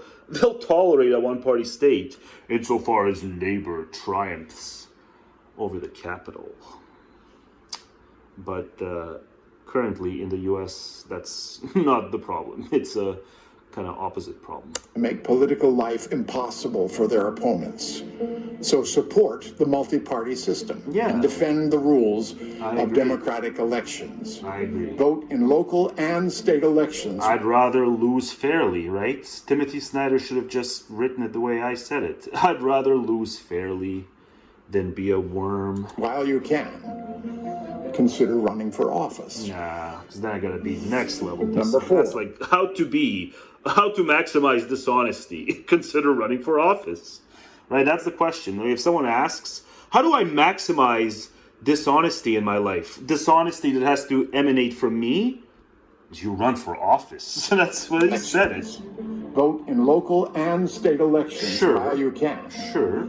Consider running for office. Consider maximizing dishonesty Number 4. in your life. Take responsibility for the face of the world. Oh, that sounds like a path to collective guilt. If I take responsibility for shit I can't control, it's just the quickest path to collective guilt. The symbols of today enable the reality of tomorrow. Notice the swastikas and the other signs of hate. Do not look away and do not get used to them. Remove them yourself and set an example for others to do so. I guess symbols matter a little bit, so sure, this passes. Symbols can matter. Number 5, remember professional ethics. Oh, God. I'm just going to do so much in the future on professionalism and how professionalism is like a cult. You know, you just raise your voice indoors inside a corporate office and you actually believe you're scum because you raised your voice. You used your outside voice while you were supposed to be professional. And then they gaslight you into thinking you're a bad person. Fuck your professional ethics. I'm going to do ethics my way. It's my way or the highway, John Lithgow. There's no professional ethics. There's very much unprofessional, but goodwill at the bottom of it. Ethics. You know, I have a goodwill, but I'm very unprofessional, so fuck your professional ethics. Leaders set a negative example. Professional commitments to just practice become more important. Yeah. It is hard to subvert. I guess it's good that we have highly trained professionals. It's just, God, they're just so unpleasant to deal with because they've been, you know, stressed out of their minds their whole lives because they have to be, you know, highly trained professionals. But, you know, I guess people need surgeries and shit, so it's necessary. A rule of law state without lawyers, or to hold show trials without judges. Authoritarians need obedient civil servants, and concentration camp directors seek businessmen. It's a nice day today. It's a nice day. It's a nice day. Number 6. Beware of paramilitary. Yeah, paramilitaries. When the men with guns. Men with guns. Against the system. Yes. Wearing uniforms and marching with torches. Features Masked ice chuds. There's masked ice chuds. All right. Number 8. Stand out. Been doing it. Someone has to. Been doing it It for is easy ages. to follow along. For It decades, can in feel fact. strange to do or say something different. Nah. But Once without upon a that time, unease, maybe. Once there upon is no a time. freedom. But hang on, what did It's you say? easy to follow along. It can feel strange Just to underestimate how long some of us have been standing out for. do or say something different. Nah, that's But just... without that unease, there is no freedom. There's no unease, though. Remember Rosa Parks? It's autopilot. The moment you set an example, Rosa? the spell of the status Wait, quo. Rosa? That unease. Yeah. There is no But what does he freedom. say about Rosa? Remember Rosa Parks? Sure do. The moment you set an example, the spell of the status quo Easy. is broken. Easy for Rosa And to others will say. follow. Easy for Rosa to say. If Rosa didn't have the Number attention 9. economy, Be kind. Rosa didn't have the attention economy Rosa to Parks. compete with. The moment you set an Rosa example, lived in an the spell easier of the era. status quo is Look at all broken. this shit I have to compete with And for others people's will attention. follow. She didn't have any of that. She had it easy, man. Number 9. But yeah, you know, Be standing kind. out, It- that's It is just... easy to follow along. No, you gotta It can feel give strange credit to do to or people say who... something different. That this is like But without alien. This that is like unease, alien talk when I hear this. Number 8. But where's my credit? Stand out. No, I get no credit Someone has. for being way ahead of the It is curve. easy to follow along. No, It can feel it's just strange to do we need or say to give something credit different. to people who have But defeated without these that wormy unease, impulses. there is It's no when freedom. you have that unease, though, that itself is the onset of the wormy impulse. So you got to get, you know, ahead of the curve. Remember Rosa Parks? Yeah, she had it easy. Illegal orders. Take it from a retired Marine. My son's an active captain in the Army. He would never follow. Never, huh? It is against. Because he's what? My son's an active captain in the Army. He would never. I follow wouldn't be illegal so orders. sure about It is that. against the United You don't know people. See, you didn't watch the last video. In the last video, I prove you don't know people, including your spawn. You know, if your son's so clever, why'd he sign up to be among the indoctrinated? Follow. Yeah, you'd like to think so. It is against the United. You know, a lot of findings in psychology show that, you know, even the people we most expect of doing good will disappoint you. And it's your spawn, so it's like you got extra rose-colored, rose-tinted glasses because it's your spawn. Yeah, your son probably would do all kinds of shit that you think he wouldn't do. Right. I bet that all the folks who were the folks of the troops who perpetrated the atrocities of My Lai, I bet they would say the same thing with every bit as much intensity. No, not my Johnny. My Johnny wouldn't do what they did in My Lai. Oh, what, my Johnny was in my life? Oh, shit. Walk away! Please walk away! Yeah, see, they won't walk away because they're indoctrinated. And your son chose the profession where, you know, you're like exceedingly lucky if you walk away not completely indoctrinated. But for the most part, yeah, you walk away completely indoctrinated. So like a drumbeat of propaganda. Like propaganda is virtue. Like the, you know, drill sergeant yells at you and you're supposed to think it's virtue because you're indoctrinated. Army people, you are on the wrong side of history. Well, that's a Marxian concept. That's a Marxian concept. There's sides to history, right? Isn't it what Orwell said? Orwell said this is like the problem of the perfectionist ideology. It assumes that, you know, the arc of justice bends toward justice. It assumes tyranny defeats itself, but it doesn't happen. Or it doesn't last. It doesn't stay defeated. At most, tyranny stays defeated for like a decade or two. I'm serious. But, you know, I agree with the sentiment, but it's like, you know, you're just, your son, you don't know what your son would do. You don't know people. Retired military. Oh, yeah, you too, I guess. Yeah, that'll do it. I'll join in. Should I join in? I better join in if I'm gonna do it. Shame. But they haven't left yet. They're not gonna be shamed away. Their paychecks are too good. Nah, the shame doesn't work when the paychecks are good. You'll get tired before they will. You'll get tired before they will. They're trained.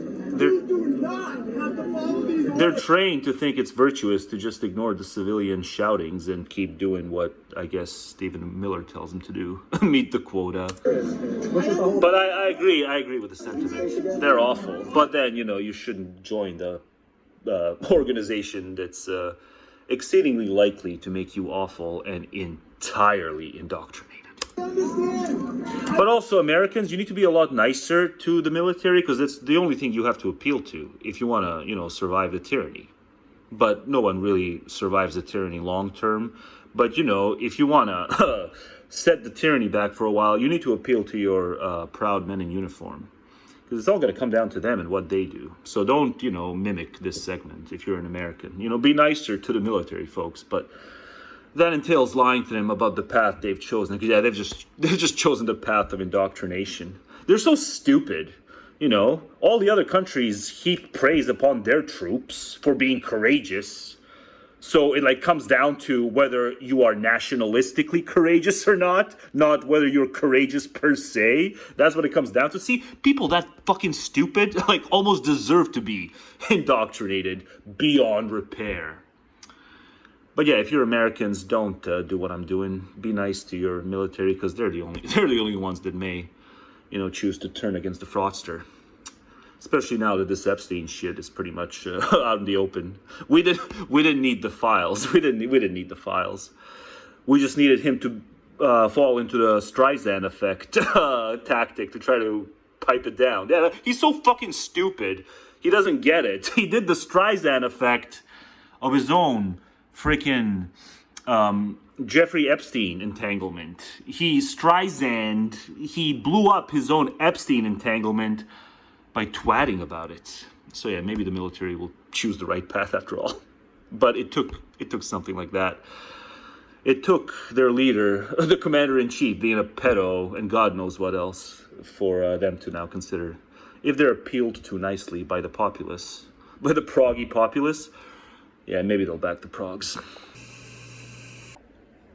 Yeah, let's spread some cheer. Let's spread some revelatory identity cheer. Oh, we're unsafe. Unless we're masked, we're unsafe. Okay, sure. Let's make you unsafer. Let's make you ever more unsafer. Cowardly scum. Imagine if cops try to pull that shit, like plain old cops. Like some cop gets wounded or killed and the rest of them go, oh, we must be masked from here on out because we're unsafe. Yeah, I'll make you unsafer. With my meager help, you know, I'm going to do my part here. But yeah, at the same time, I'm I'm courting TikTok. I'm courting TikTok embeds. I'm not on TikTok. I'm on Blue Sky, but you know, I have to do my part. I have to make the the unsafe ever more unsafe, because they're scum. Cowardly scum. Oh, there was that one attorney guy who quit. He was like an attorney and he worked for ICE and he quit because he's like, it's too much. It's too much. I can't stand it anymore. So once in a while, there's a, you know, somewhat conscientious person of conscience amidst the ranks, but for the most part, it's just a bunch of, what do you even call these people? You know, they don't seem desperately poor, so it seems like they could have done something else. You know, they're well fed enough often. Yeah, they choose to do this shit for a lawless shyster. Not even shyster. Shyster doesn't even know all the shit that's going on. It's for Stephen Miller, shyster's right-hand man. So yeah, let's name them and name them again. It's Raider. You know, I think Raider only cares about one issue, and that's immigration, you know. Fascism is not to be debated, but why not, right? It's almost better to debate them. You know, it seems like they still care enough about being intellectual. You know, the ones in the US, you know, at least, they still care enough. They have to come out on top intellectually too. It is to be smashed. So how does that look exactly, right? When there's this many fascists, you know, how does that look? Oh, right, that looks like a civil war. Okay, I get it. No, I'd rather just debate them, because they'll lose if I debate them. So yeah, I'm sorry. I will debate them, Raider. And you need to diversify your interests. I think he's like legit for open borders. That's why all he's covering is the, you know, Alcatraz crap, is because that's like the polar opposite of what he wants. Whereas like with me, it's only like, you know, 80% against my overall views on immigration is this stuff. But for him, it's like 100% modern day America as opposed to what he wants on immigration.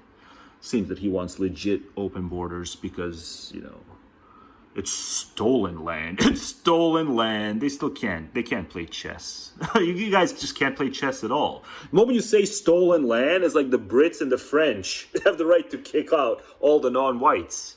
Plausibly, you know, it would follow. But yeah, that's maybe why they don't want to debate fascism. It's because they've got their own dogmas, and you know, their dogmas don't survive scrutiny. Just like the fasci dogmas don't survive scrutiny, neither do open border Raider dogmas. Either that or he's some kind of an Islamist. But yeah, props for dropping these turds. But at the same time, yeah, you can just be a little more sensible, a little more moderate on who can and can't enter the country, Raider. According to Raider, everyone can enter the country. So yeah, at the end of the day, maybe Raider and ICE deserve each other. ICE has become the largest federal law enforcement agency for one reason only. Its charge is to make America white again. And I think that's really important for us to insist upon. This is not about violent criminals. This is not about safety. This is about trying to address demographic shifts. I think it's about the safety to an extent.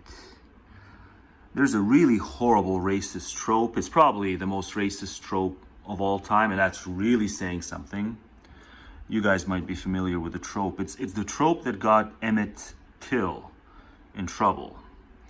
Before I say anything else, I 100% mean it's an awful trope, worst thing ever. But especially in America, I think America more than any other country housed the trope. You know, and it was that whole non-white, but specifically in that case, in that era, back in the day, it's about a black man being after a white woman. And of all the horrible things that may happen in the world per a white nationalist sensibility, like the most horrible thing by miles is when, you know, a black man lays hand on a white woman. Not even like rape or assault or anything, but just like lays hand, like even like a chummy fist bump or something. You know, there's a certain kind of white nationalist sensibility that views that as just worse than anything else, like worse than the Holocaust. And that's why they treated Emmett Till the way they did. And his father. It was just an infuriating story to read about, but it kind of, you know, even the typical segregationist who would have voted for segregation, I don't think would have done that. I think something happens when you gender these issues. So you add the layer of gender on top of that, and the kind of paternalistic, patriarchal attitude that often, white supremacists have toward their, fellow Klansmen dames. It makes them like next level cruel. So yes, in one sense, it's simply the, demographic anxiety having, pussy shit. That's just pussy shit. Oh, I'm worried about demographic anxiety of my country based on color. Yeah, that's probably the majority. But I think for a minority, and all you have to do is look at how much mileage Republican Party gets. Anytime an illegal kills a white woman in America, they get far more mileage out of that and kind of, conversion of the moderates, like the moderate, well, this time I'm voting Republican because a migrant killed a white woman. So it's still there in America. So yeah, in one sense, you're right. It's just demographic anxiety for its own sake. But then there's this far more twisted element with a subset of them where they really are energized by that paternalistic, patriarchal, intra-racial protection of the dames. It's like, if anyone's gonna rape this bitch, it's gonna be me because I'm her fellow white. I may have taken it too far there, but you get the gist. Trying to address demographic shifts that disrupt. So that's probably the majority, but then the minority has the added layer of the kind of, it was right what they did to Emmett Till, when in fact it was like one of the worst racial crimes ever. If the military shit doesn't count, you just go kind of person to person in peacetime. Yeah, that was probably the worst racial crime ever, what they did to Emmett Till, and I think his father. So yeah, that's just another thing to point out that you're probably not going to get rid of that. A particular understanding or particular view of the American polity. And I think it's important for us to begin to report it in this way. It's not about Stephen Miller and his quota. It's not about Holman cosplaying Bull Connor. It's really about what is driving this immigration policy. For the most part, it's demography for demography's sake, which is destiny. And then this other horrible stuff that I mentioned. And I think it's deeply, and I think I know, it's profoundly racist. But it's worse. And it's rooted in an ideology that's tied to, bound up with white nationalism. Yeah. It's a funny one, isn't it? It's a funny one, isn't it? Does the dam ever break? Do you think? I do catch myself sometimes wondering whether the needle is stuck when I list the litany of wrongdoing that we, as residents of this fine land, have suffered in recent years. I'd probably go back to 2010 and begin with austerity, nation-crippling cuts, the cost of which we continue to pay today. And, of course, the poorer you are... You guys are also in debt. The higher the price, the more likely you are to rely... Very powerful countries are very often in debt. Why is that so? ...upon public intervention or public service. Powerful countries should never be in debt. You need it, but... you have to wonder sometimes. What did you say? It's a funny one, isn't it? It's a funny one, isn't it? Does the dam ever break? The higher the price, the more likely you are to rely upon public intervention or public service when you need it. But you have to wonder sometimes when the dam breaks. People generally don't thank you for pointing out the mistakes that they've made. So if I make that little list and start with austerity, I don't know if you remember people genuinely with a straight face claiming that you can't blame the bankers for a global international crisis caused entirely by irresponsible bankers and deregulation of financial markets. American subprime mortgages being an enormous rock tossed into the pond of international economics, the ripples from which continue to lap up on shores all over the world. But you could find people in the right-wing media who say, don't blame the bankers. So who should you? But Gordon Brown, you blame Gordon Brown for it, of course, despite the fact that almost everybody outside this country recognises that him and Alistair Darling did more than any other politicians on the planet to steer global economies, or certainly Western economies, out of those unprecedentedly choppy waters. So you start with austerity. A terrible lie inflicted upon this country by ideologues, actually, who just believe... But at the end of the day, it is one of the ways to reduce the debt. It's to not spend as much on a lot of things. I think it's the first time in my life where, just as a Canadian, I kind of want our military spending to outdo our social spending. You can take it in a lot of directions, but, when there's catastrophic levels of debt, just like you'll say catastrophic levels of inequality. Yeah, but also coupled with catastrophic levels of debt, where it's like you got to pay interest on it. It's like ungodly interest when you tally 37 trillion as the Yanks have tallied. federal and big ugly bill's gonna make it worse. But then you also got a lot of debt too. Offhand, I don't know how much. How much in shillings do you have as your debt? I bet it's pretty bad too. But James, austerity is a catch-all bad word. James. Well, you're making trade-offs with the future, bud. Fresh economies or vitalized economies.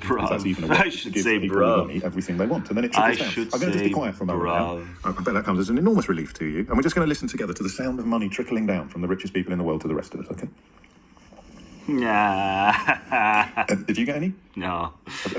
Have you got any? Oh, but it was even slower. Did we trigger an emergency? He waited longer. I just got in 1.5. He waited longer. But let's wait again to even it out. If that's even a word, is to give people with money everything they want, and then it trickles down. I don't like big, ugly bills, but I also don't like this idea that because there is drastic inequality, we can just keep drastically spending. Because then the people who will be actual, but who are right now non-actual, the pre-actual people have to bear the brunt of that, James. Be quiet for a moment now. MMT didn't do the thing it was supposed to. I bet that comes as an enormous relief to you. And we're just going to listen together to the sound of money trickling down from the richest people in the world to the rest of us, okay? You go, James. Did you get any? No. Have you got any? Yeah, the rich don't need ever more tax cuts, but, the poor don't need to do what I accused them of doing when I pointed to the Canadian household. Debt stats. So a lot of people need to act differently. I'll say it. The rich need to act differently and expect differently. But the po need to not spend mo. In fact, they need to spend less. I only point out one half of the equation. Have you got any? Did we trigger an emergency tape then? Did the silence cause any problems? Did it trigger any technological responses? No one has to be a miser about it from here on out.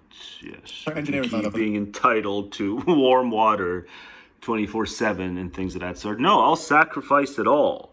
I'll sacrifice it all for early retirement, and I'll sacrifice it all for fucking, helping out with the debt. Canada's got debt too. I don't want to be in the scenario the U.S. is in. You ought to want to not be in the scenario the U.S. is in too. Instead of worrying about your, austerity's catch-all bad. No. It's all circumstantial. Just like it is with the shitty versus decent entrepreneur who's successful is the same as the shitty versus decent commissar who's successful. And it's all about whether you're shitty or non-shitty as a person. The systems matter less. But it's like progs. It's like, be gentle with persons and ruthless with systems. It's just it's an inhuman abstraction. Just gives you cover to not be frustrated with people. So, be ruthless with systems, but not with people. Yeah, it just gives you cover to not be, a misanthrope. You all suck so bad. Be gentle with people. Yeah, because just being a misanthrope is too uncomfortable. So you think, it's capitalism that forces all the scummy rich people to not redistribute wealth on their own volition, right? Just the scummy rich people who can, on their own volition, they can enjoy it. But then when it's time to die, don't turn, the estate tax into the death tax rhetorically by funding Fox News and shit like that evermore. The death tax, yeah. Just scummy. They have to be grubby, even post-mortem. When the alarm went off, so they couldn't hear any of it. Yeah, and it's not capitalism, it's their nature that makes them that way. Trickling down either. And yes, open most right-wing newspapers, turn on most right-wing broadcasters, consult most right-wing politicians this morning, and they will be united in their explanations that you don't use tax to redistribute wealth, you just wait for it all to trickle down to gardeners. Just wait for the gardeners to get their Christmas bonus. That's how you revitalise an economy. Yeah, there's a shortage. There's going to be a shortage of gardeners. Wait until all the gardeners are being shipped off. That's how it was. Just about, right? Austerity. You move on to Boris bad Johnson. Stuff going on. I'm going to cover it all in stages. It's just bad stuff going on in the States, but I can't load the videos too much in it. But wow, Big beautiful bills and concentration camps and police states. Oh my. Exactly the same people telling you exactly the same thing. Train wreck south of the border, but somehow I still got to keep going to work. He's a wonderful a lightning rod for public opinion. He's a wonderful bloke. He'll be superb. Don't you worry at all about his life. Have my time wasted with administrative burden and stupid renewals. Don't look at his life as a guide, as an indicator of what he might be like as a prime minister. Look over there at something like an unbuilt bridge or an unknown number of children. Just don't look at his life and read. So the same people, exactly the same people. And then you come to probably Liz Truss. Do you? I don't know. Can you bear that? I think it's local. He's got a lot of guys. Got a lot of local grievances. You got to think bigger. You got to have global grievances, James. But not talking politics. You mostly have local grievances. Such stately terms as wealth and intellect hardly make for sharp distinctions, yet the drift of Trilling's remarks is clear enough, and I think disastrous. It is perfectly true that in the government bureaucracy and institutional staff, in the mass culture industries and the academy, intellectuals have been welcomed and absorbed as never before. It is true, again, that wealth has become far more indulgent in its treatment of intellectuals, and for good reasons. It needs them more than ever. They are tamer than ever. Just remember, this is mid-50s. Ever, and its own position is more comfortable. Sorry to jump. Intellectuals have been welcomed and absorbed as never before. It is true, again, that wealth has become far more indulgent in its treatment of intellectuals, and for good reasons. It needs them more than ever, they are tamer than ever, and its own position is more comfortable and expansive than it has been for a long time. Yeah, but now the problem's gotten worse. That's more or less the case, but now the problem's gotten worse because there's also a lot of pseudo-intellectuals who successfully pose as legit intellectuals, and the public lappity-laps it up. So that's also, it's just the pretense of this, whatever, Silicon Valley turns red narrative, pro-MAGA narrative. It's like, no, y'all's is just a bunch of incurious pseudo-intellectuals who've successfully postured your way into being thought of as legit intellectuals. Like, you're not. So that's still true, but if wealth has made a mild bow toward intellect sometimes while picking its pocket, then intellect has engaged in some undignified prostrations before wealth. But like the pseudo-intellectual problem wasn't anywhere near as big a problem back when he wrote this brilliant article that I keep going back to. You know, Irving Howe, This Age of Conformity. It's one of those you got to keep going back to because it's like there's different spins on the problem nowadays. It's like there really are so many pseudo-intellectuals who just get away with it because they just know how to talk. But they don't do anything more than just, you know, articulate the formula. Why is the public impressed with people who articulate the formula? It's just a formula. 30 years ago, wealth was on the defensive, and 20 years ago it was frightened, hesitant, apologetic. Yeah, in the 30s. Apologetic. Intellect was self-confident, aggressive, secure in its belief, or, if you wish, delusions. You know, I don't care. I like that business class, the business class of that day.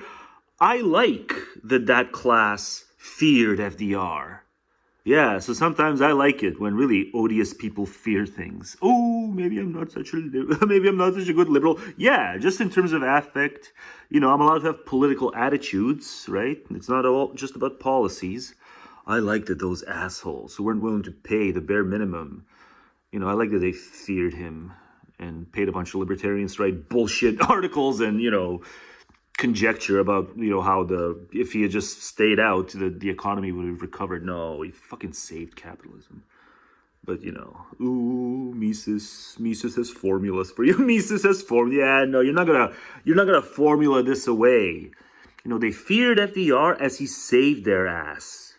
That's how many myopic, extremely wealthy people existed in America in the 30s. And that's how many fucking myopic, wealthy people exist in America today.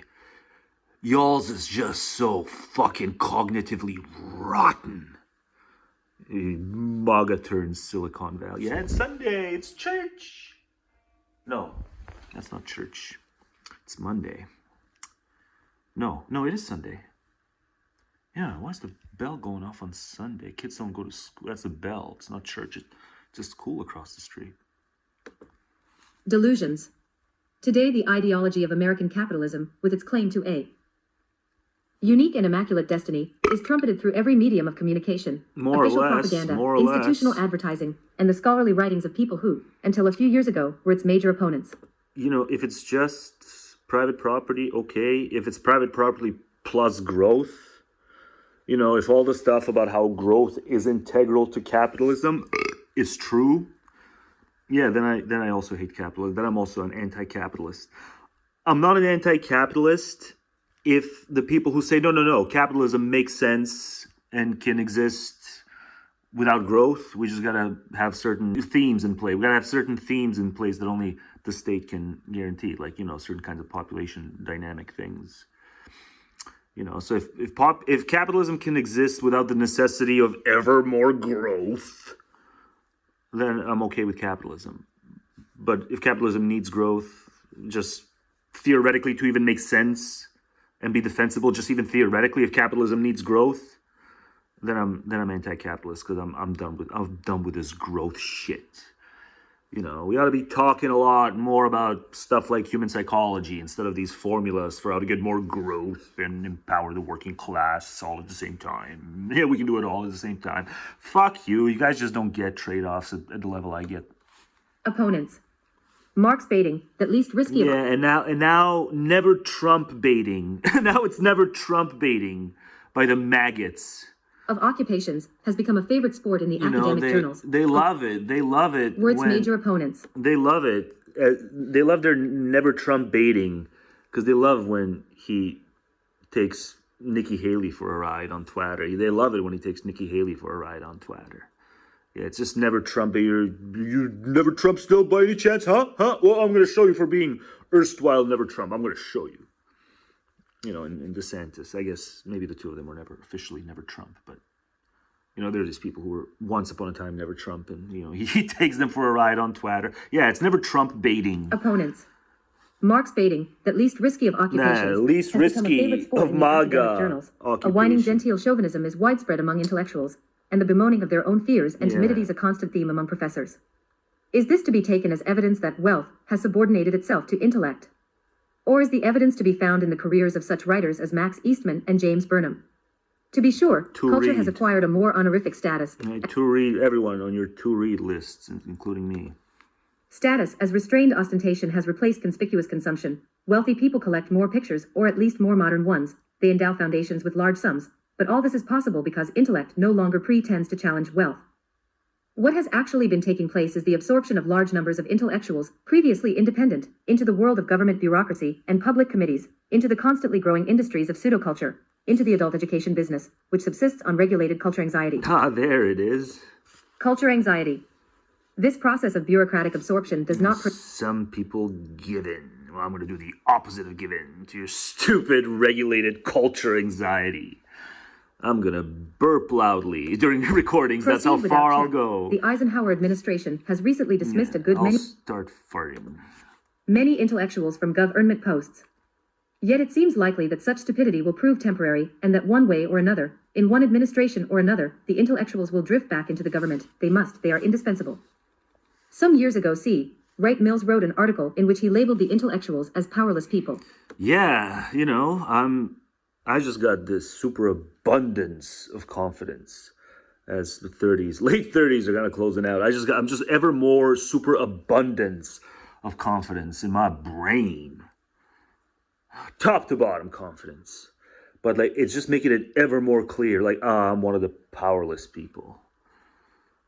So yeah, the two kind of go hand in hand. But overall, I'm having a blast. I'm having a ball. But, you know, having a cognitive ball makes you realize, oh shit, you're one of the powerless people.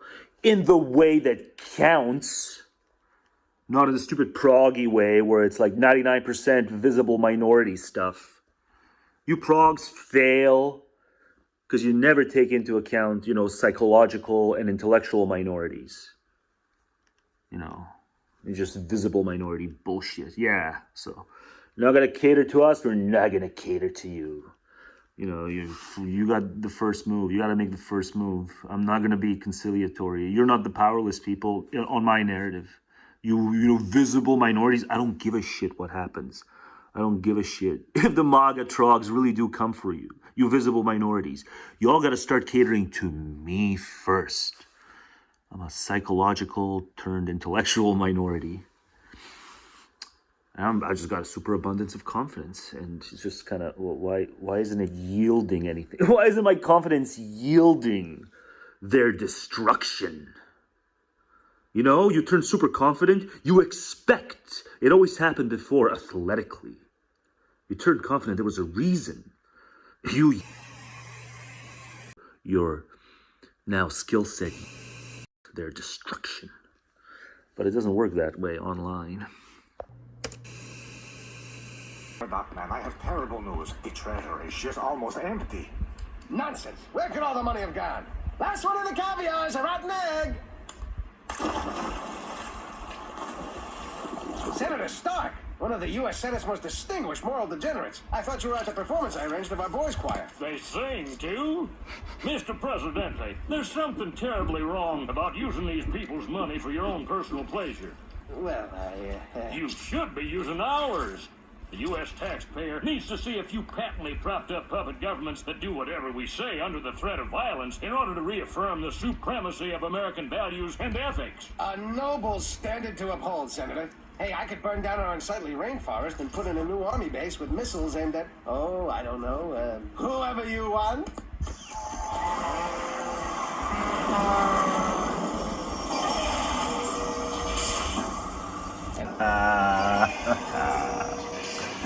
Yeah, good stuff. Good stuff for 1996. Good stuff for 1996.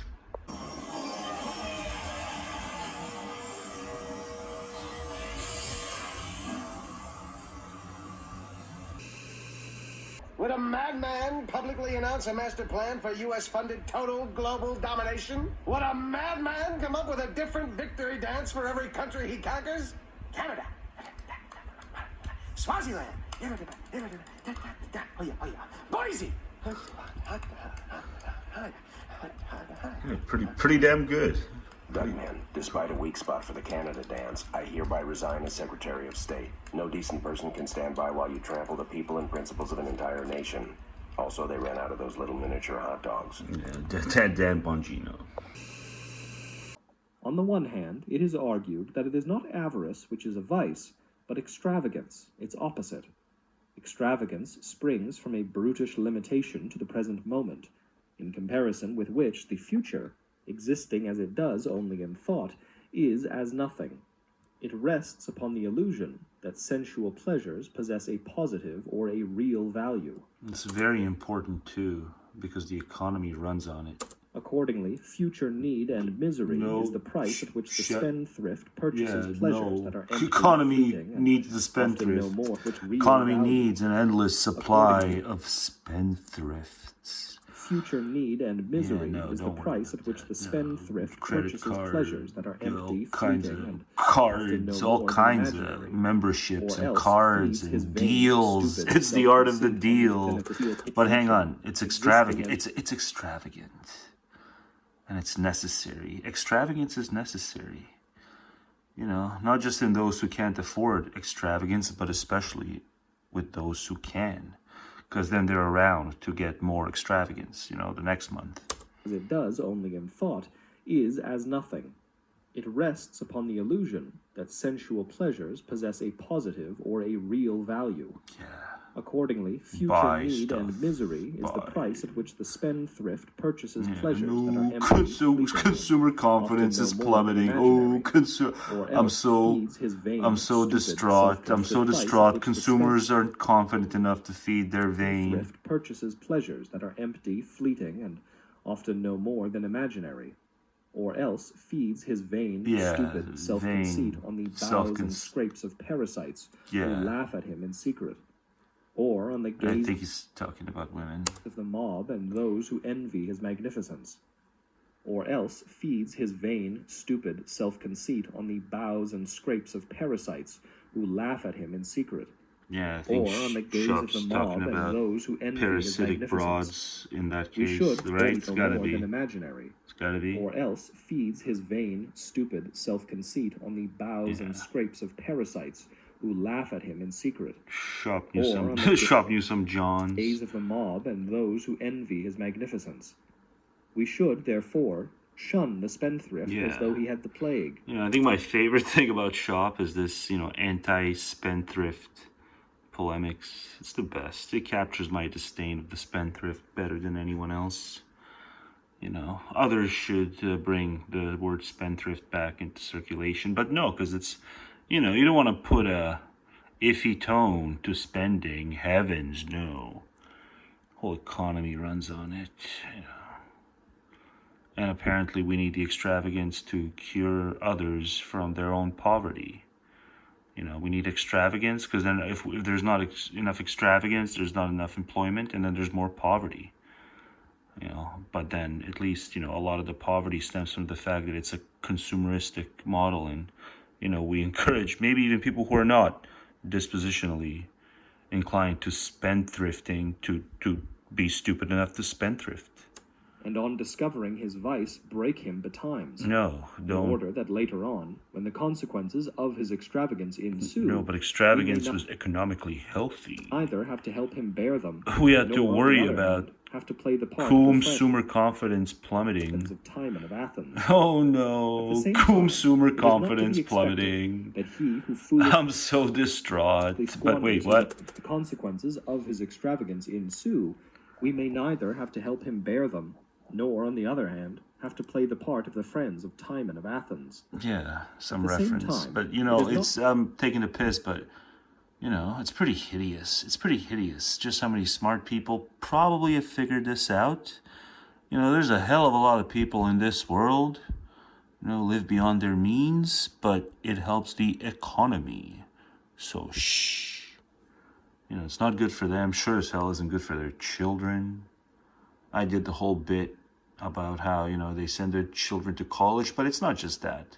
With the really poor ones who still, you know, live beyond their means, in America, really poor people manage to find a way to live beyond their means. And then it's like, you know, their children are all malnutritioned and worn down. Their children are, but, you know, they get to live beyond their means. You know, whatever. When alcoholics have children. Not to be expected that he who foolishly alcohol's expensive. Squanders his own fortune will leave another man's intact. But wait, what? We may neither have to help him bear them, nor, on the other hand, have to play the part of the friends of Timon of Athens. At the same time, it is not to be expected that he who foolishly squanders his own fortune will leave another man's intact, if it should chance to be committed to his keeping. Nay, sweet Profusus and alieni appetens are by Sallust very rightly conjoined. Hence it is that extravagance leads not only to impoverishment, but also to crime. And crime amongst the moneyed classes is almost always the result of extravagance. Yeah, it just nails. he nails the current day. The declares all spendthrifts to be brothers of Satan. Oh wow! But maybe I gotta turn Muslim finally. It's kind of been working up to that, hasn't it? Avarice brings in its train. Well, no, it hasn't. All I've done is say Israel sucks, and Israel sucks real hard. So no, I'm not working my way up to being Muslim. But if Muslim to this day discourages spendthrifting, then I gotta say Islam's doing its part more so than Christianity. And when was that superfluity ever unwelcome? I got it. That must be a good vice, which has good consequences. I gotta go to sleep. One of the things I like to do is help people save money.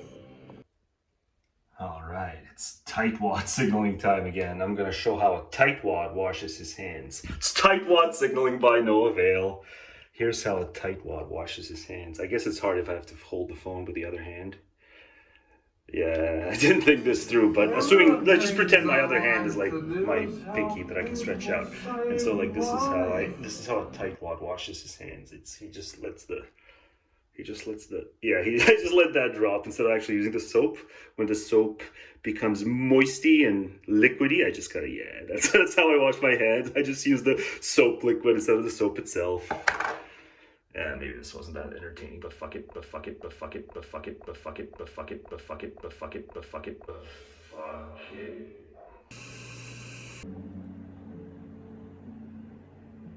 After all this doom and gloom, you might be wondering, is there any hope?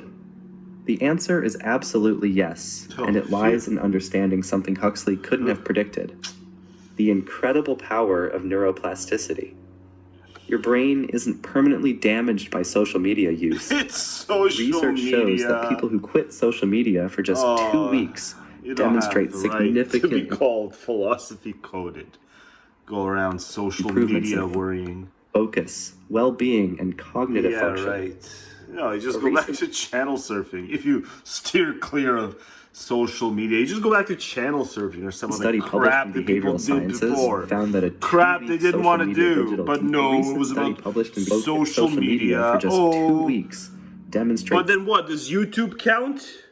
Yeah, I think people often call YouTube social media. So should I stop watching your stupid video because now I'm on social media? Yeah, Reddit. It's a forum, but it's somehow also social media. So why aren't all freaking threads social media? Significant improvements in focus, well-being, and cognitive function. Stupid. A recent study published in Behavioral of Technology. We are active participants in them, not healthy, and not inevitable. He wants to and resistance is already happening. Plug stuff. The slow media movement is growing, with people choosing quality over quantity in their information consumption. Schools across the country are going phone-free and seeing dramatic improvements in student focus and social interaction. You critique. France bans smartphones in schools for... he critiques standardized testing, and then he uses standardized testing results to boost arguments. But then it's no, you can't critique standardized testing as you do. And there's a lot of these channels cropping up that are kind of read by AI, I think. But they're education skeptics. But then it's they use this standardized testing school did better than that standardized testing school. It doesn't. You said it doesn't matter. Children under 15. And test scores are climbing. Yeah, well, you said it's so bad. This doesn't mean becoming anti-technology. That would be both impossible and counterproductive. Collaborative platforms like Wikipedia, educational apps that genuinely teach complex subjects, and tools that help us create rather than just consume are part of the solution. Okay, I agree. The key is distinguishing between technology that serves human flourishing and technology that exploits human vulnerabilities. Huxley believed that awareness was the beginning of resistance. Plug the stupid thing. In his later work, he argued that understanding the mechanisms of control was essential for maintaining human dignity and autonomy. We never mustered it.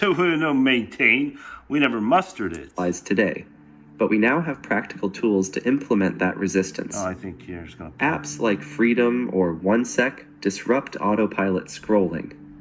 Focus mode isn't a luxury. It's cognitive self-defense.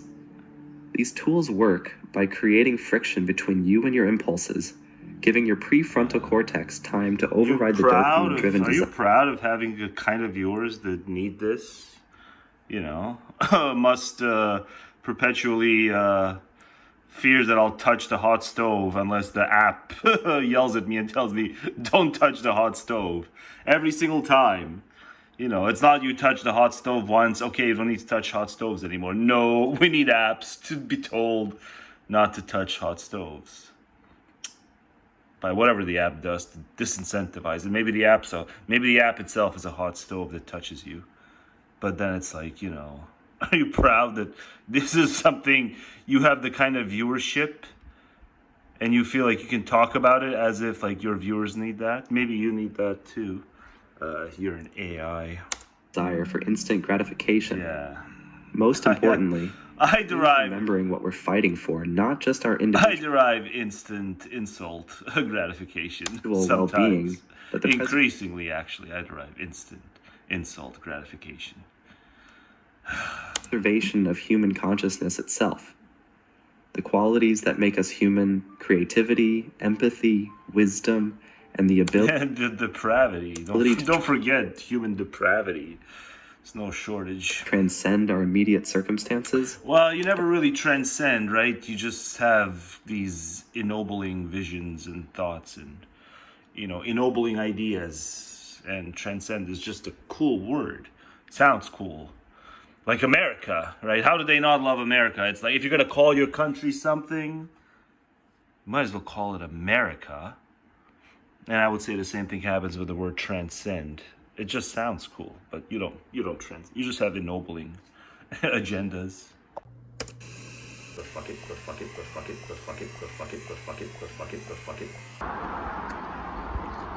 Oh, what did I do? What did I do this time? I promise, I hereby solemnly swear, though if a murder did happen nearby and the cops were on their way to it right now, I would have to plead my innocence. I did something stupid, but not quite that stupid, although sometimes one wishes one was less, you know, inhibited. No, but what did I do this? I went and I picked, didn't harm anyone, I didn't even wound anyone. No, what I did was I went and I picked these, and I picked one too many of these and stuffed in my pocket. And it's the ultimate summer day. It's July 15th. It's like, it's July 15th and these are ripe. They're ripe, baby. And then I just take two and I just stuff them in my pocket and I get them. I notice my pocket is soggy. And I've got other stuff in there. I've got the lighter, I've got the good stuff. And I soiled the good stuff because I was greedy for berries. You know, the distinction between shame and honor is like the distinction between all these berries. Technically, they taste different, but at the end, they're all berries. You know, honor and shame. It's got the same tint. It's all fruit, man. That's important for what's coming up in terms of shop class. There's shop class coming up. It's that video I soiled. I recorded it prior. I soiled my hands by being greedy for berries. And then it's that video I soiled because I misread the video title. That's coming up next. But I should not be delaying because it's worse than I showed. It's worse. Yeah, I wanted to get one of the green. The green ones in their own way are the best. Based and sour, man. But Lord help me if a murder took place in the proximity. I gotta stop now because this is my path. This is my daily path, folks. Inside No Avail information. Fun facts about me. If the cops are on their way right now and a murder took place nearby, how could they not stop me and question me? You know, CCTV would prove me innocent, but you know, I'd have a rough couple of hours, just like Laura Loomer had a rough couple of hours with Fraudster's Coon. But yeah, look what I did to my hand. Look what I did to it. I was greedy for berries. And my pocket's all soggy. Yeah, I can't add to the tyranny video. I gotta put this elsewhere. This is gonna go in. My will to power. It's gonna go in my will to power as innuendo. It's innuendo to society. But no, not to the vehicle. Sorry, man. Sorry, not to you, man. It's to society. I can't. I'll do this instead. Yeah, this is the Eastern European known one. Yeah. But take a look at these berries, man. These are ripe. They're as ripe as that. It's that the prime pussy Epstein and Trump want. You know, and that are willing to settle for, you know, Melania.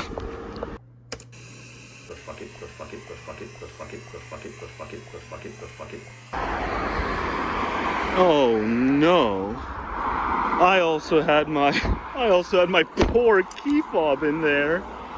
I noticed it after the recording. What else have I in there? But you know, no shame in honor.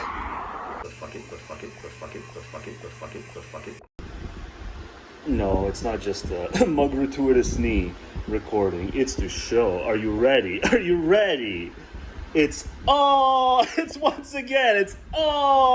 It ruptured through. It ruptured through the pocket. I have been wounded. I have been the abuse victim who's at the end of the day psychologically manipulated. I'm trying to pretend it was about these guys. No, I'm in an abusive. I'm a damsel in distress, and I'm rationalizing it away with berries. It's just I've got an abuser who has manipulated me into staying. Okay, I don't need to be an asshole today that much. But I'm gonna do some post-recording Loomer analysis. But just to show, you know, these are the ones that survived. Plenty survived. So at the end of the day, I'm too tired to shower. At the end of the day, I don't regret a thing.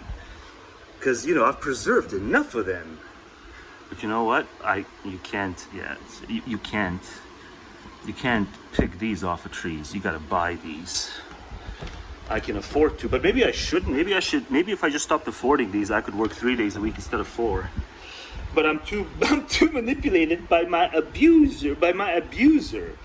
The nation state and consumerism's got me thinking I gotta buy fruit. I ain't gonna buy shit. But here's some coming up next on No Avail. It's some Laura Loomer post-game analysis. Laura Loomer, whatchamacallit, shall I gesture the truth? Shall I gesture the truth? Shall I gesture the motherfucking truth? Oh, but before I proceed, it's breaking. It's breaking on the Bulwark. See, I almost made it a full video without any Bulwark content, but this will be the exception. But I was so proud. I was like, oh yes, good. I need to, weed myself off of Bulwark in my videos. Not necessarily in terms of watching it. It's fine. They've got the break-in stuff. It just gets worse. Donald Trump's... But Sarah distills it. Sarah distills it. Sarah is good at distilling stuff. I can't distill stuff because of all the hijinks. But, some people don't have hijinks, so they're better at distilling stuff for the masses. But I have hijinks, and proudly so. Because shame and honor are the same thing at the end of the day, just like the berries are. A sideshow to laugh at, but it is not. Donald Trump's biggest donor, #1 advisor, who was in the American government's computer systems for the first 5 months of this this term, said Donald Trump is in the Epstein files. Like, this is bizarre, and it is not. These aren't bit players. This isn't just Laura Loomer. This is all the members of the cabinet. More on Loomer. More on Loomer after this. Why aren't people going to Elon Musk and saying, "Hey, you have a bunch of government contracts. You are an enormous person in the United States government, in the technology that we have in this country." That distills it. Were you lying when you called the president a pedophile publicly? Or is he covering something up? Like, it feels like people should be more curious about this. I don't understand why there is not more pressure on these people and why it's just coming from the folks in MAGA. This isn't just a wedge strategy. I'm not just getting engaged. No one is, right? No one is. No, what did she say? Not just because it harms the bads. It's not just because it harms the bads. I think it is. I think people want to harm the bads. The bads are bad, but the people who really want to harm the bads, they should just be honest why they're in it. They're in it to win it. They're in it to win it back. Jeffrey Epstein, a strategy to win it back because we're desperate. Strategy. I'm not just getting engaged. No, of course not. Can we go slower? Can we go slower? This is a fun way to wedge off the MAGA face. You hurt the bads. You harm the bads. And then without the bads, the world will be lovely or lovely enough. For some, as long as there's no homophobia or heaven even jokes about gays the way we used to do. Heaven, no. Only joke about the straights. I'll joke about you all. I'll even joke about Bill Crystal, her boss. Who else deserves it more but, the folks who are mealy-mouthed on the Gaza thing these days. Who deserves, dangerous jokes lobbed at them more than the folks who are at best callous about what's going on down in Gaza. Some stuff's going down in Gaza, by the way. The world's talking about some stuff's going down in Gaza. But, the people who want to win it back, it's like, we got to win it back and cover Gaza less. Well, they never really covered much of Gaza anyway, because Bill Crystal's her boss. Is that? Wait, what? Yeah, she's saying it's not about that. Maybe she's the exception. Maybe she's the exception. You think Rachel Maddow and Chris Matthews aren't gleeful, because, now those victims of Jeffrey Epstein get to be, if the list is released, the big black list, the big ugly black list, now those victims can get justice. That's why we're in. No, they're not in it for those, whatever, several hundred, raped women. No, they're in it to harm the bads. Let's be honest. Let's be honest. I'm not just getting engaged. I need to shower already. I need to shower already. It's bad. Way to wedge of course not. Of course not. I could have almost gone a full video. I do think it is But no, you know, they'll probably, I can't. This is about tyranny. This is these not. people have Tyranny done is something. tyranny is so stuffed with stuff. 3 songs in How to Avoid Tyranny. Can I really put this there? And I want to know what. No, not at this rate.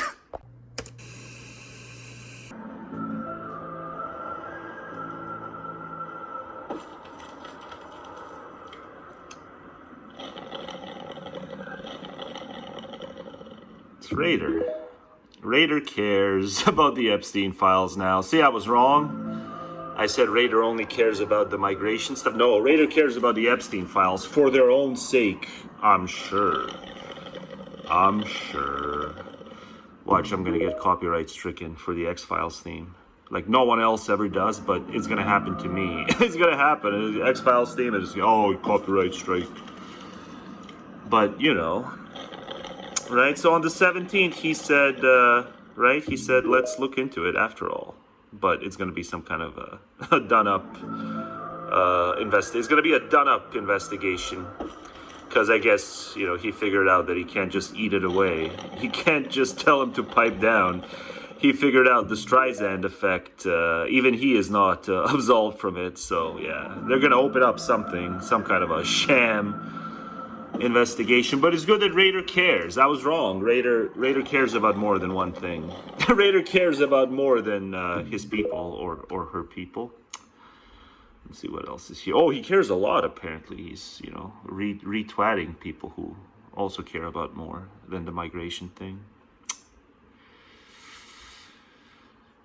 Cheap shots at Krang. Can't ever have enough of cheap shots at Krang. Let's call to activism. Butler. The truth will eventually come out. Either that or they're covering. We don't know. Yeah. Yeah, I guess Raider cares a little too much about stuff that. What is it? Stuff that reaches? He even cares about stuff that reaches. Yeah, so what about the firefighter guy who died? Right, was he supposed to die? If you think this was all set up, was he supposed to die?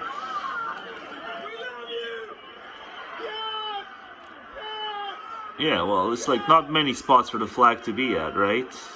God, you guys are so desperate. You guys are as desperate as QAnon. Now, what does it remind you of? What kind of imagery does it remind you of? Imagery you would have seen way earlier in the video.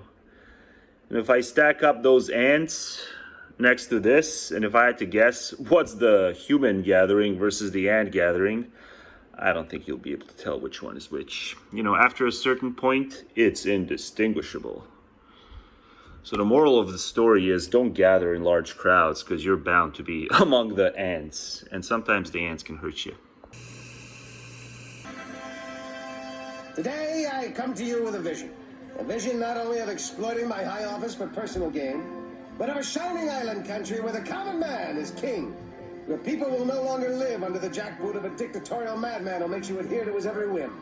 I think I'll call it Duckmania, and whoever doesn't like it will die an ugly and painful death. In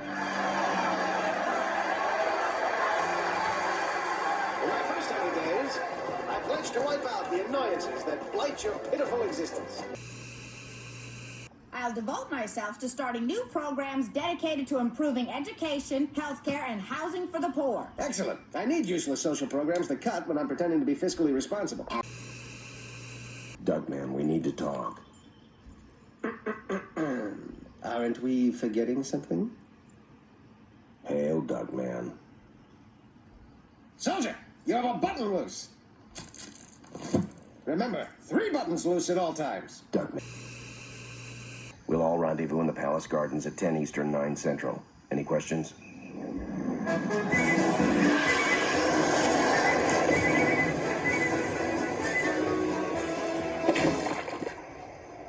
What's all this about? Once again, the U.S. is spending millions to oust a puppet they spent millions to get into office. They'll spend more millions on the cover-up to hide having spent those millions, and even more millions to discredit members of the media who report otherwise. It's a good thing they print their own money. Dodd's a puppet? There ain't no Epstein client list, and there never was. Nice touch with the text. See, it's not just the text here, it's the text there. It takes some effort, right? It must take some effort. Probably someone on Blue Sky. Having a lot of fun on Blue Sky with all this stuff. And, you know, I guess there's better ways to have fun, wiser ways to have fun, but we don't got to be wise 24/7, do we? Still not going to join the conversation because you guys got a bunch of your own brain worms, but, you know, props where props are due. Takes effort. The text, yeah, it takes effort. Well done.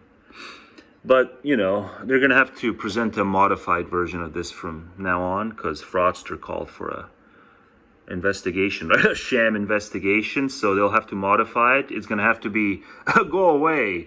There ain't no Epstein list, even though there was, but the Dems stole it. Yes, we'd still have the Epstein list to share with you if it weren't for those meddling Dems. Hillary and Obama tag teamed their way into the vault and stole the Epstein list. That's what happened. Something like that. But I don't think it's going to work.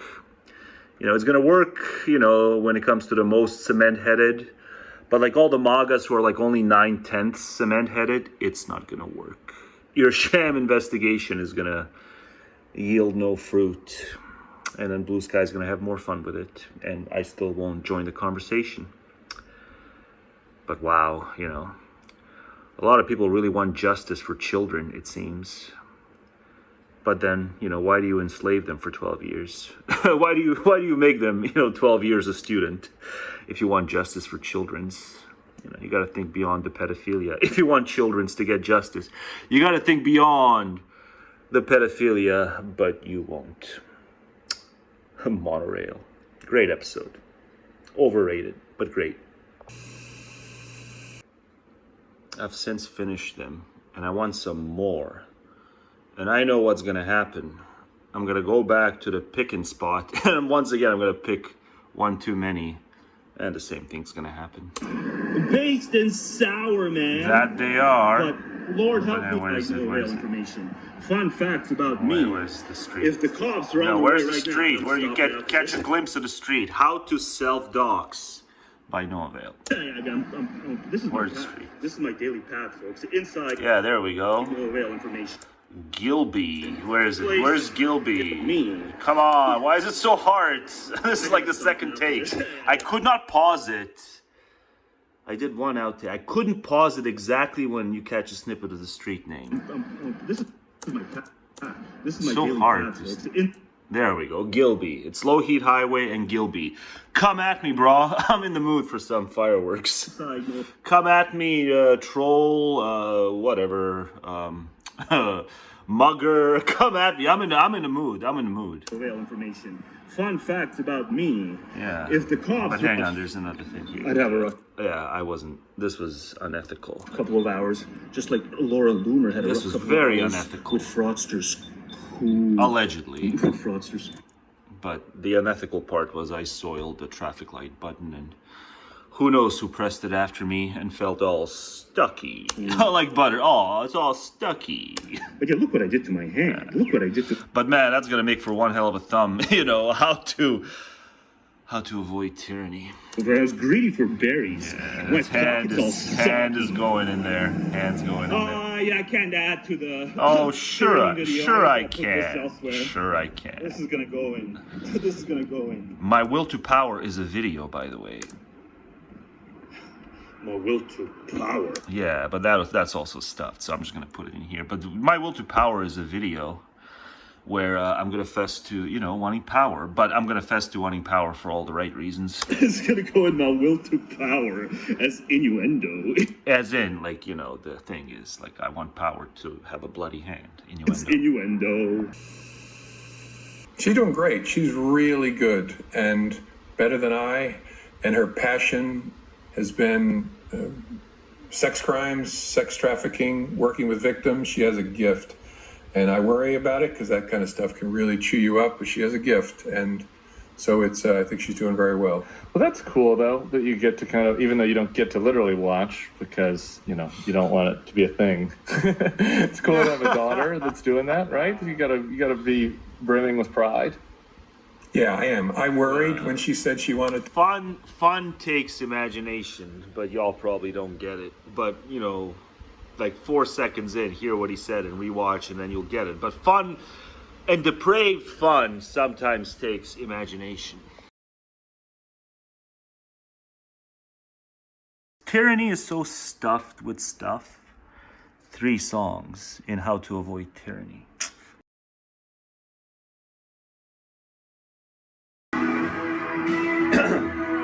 Four songs. Four songs. But please, may I have some privacy? May I have some privacy? It's 4 songs. May I have some privacy, please? You never know what you're gonna get. You never know what you're gonna get. No, I can't do this.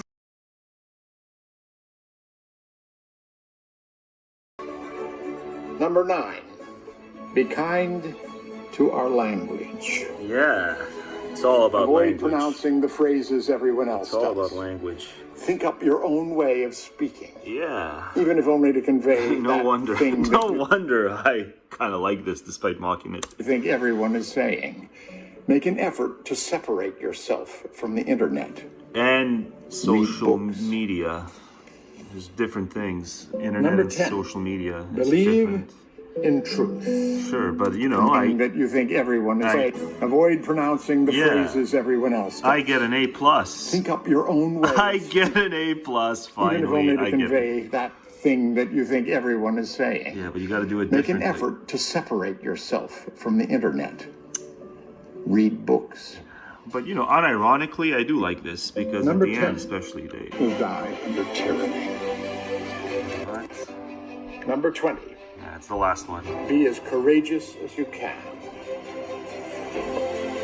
If none of us is prepared to die for freedom, then all of us will die under tyranny.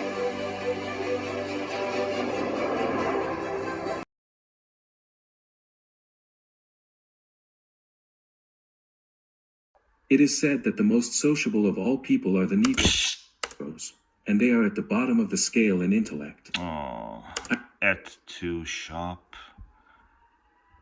I swear I didn't wait for the sirens. I didn't. That's just it's coincidental. You know, the sirens often go off. Actually, they're really loud now. But hang on, let's censor it again. On the other, let's censor shop. It is said that the most sociable of all people are the Negroes, and they are at the bottom of the scale in intellect. Shop. I remember reading once in a French paper 10 that the blacks in North America, whether free or enslaved, We're not. No, you can read it yourself. We're not gonna let it be heard.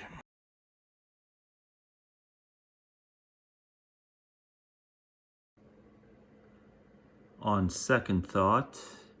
Fuck it, but fuck it, but fuck it, but fuck it, but fuck it, but fuck it, but fuck it, but fuck it, but fuck it, but fuck it, but fuck it, but fuck it, but fuck it, but fuck it, but fuck it, but fuck it.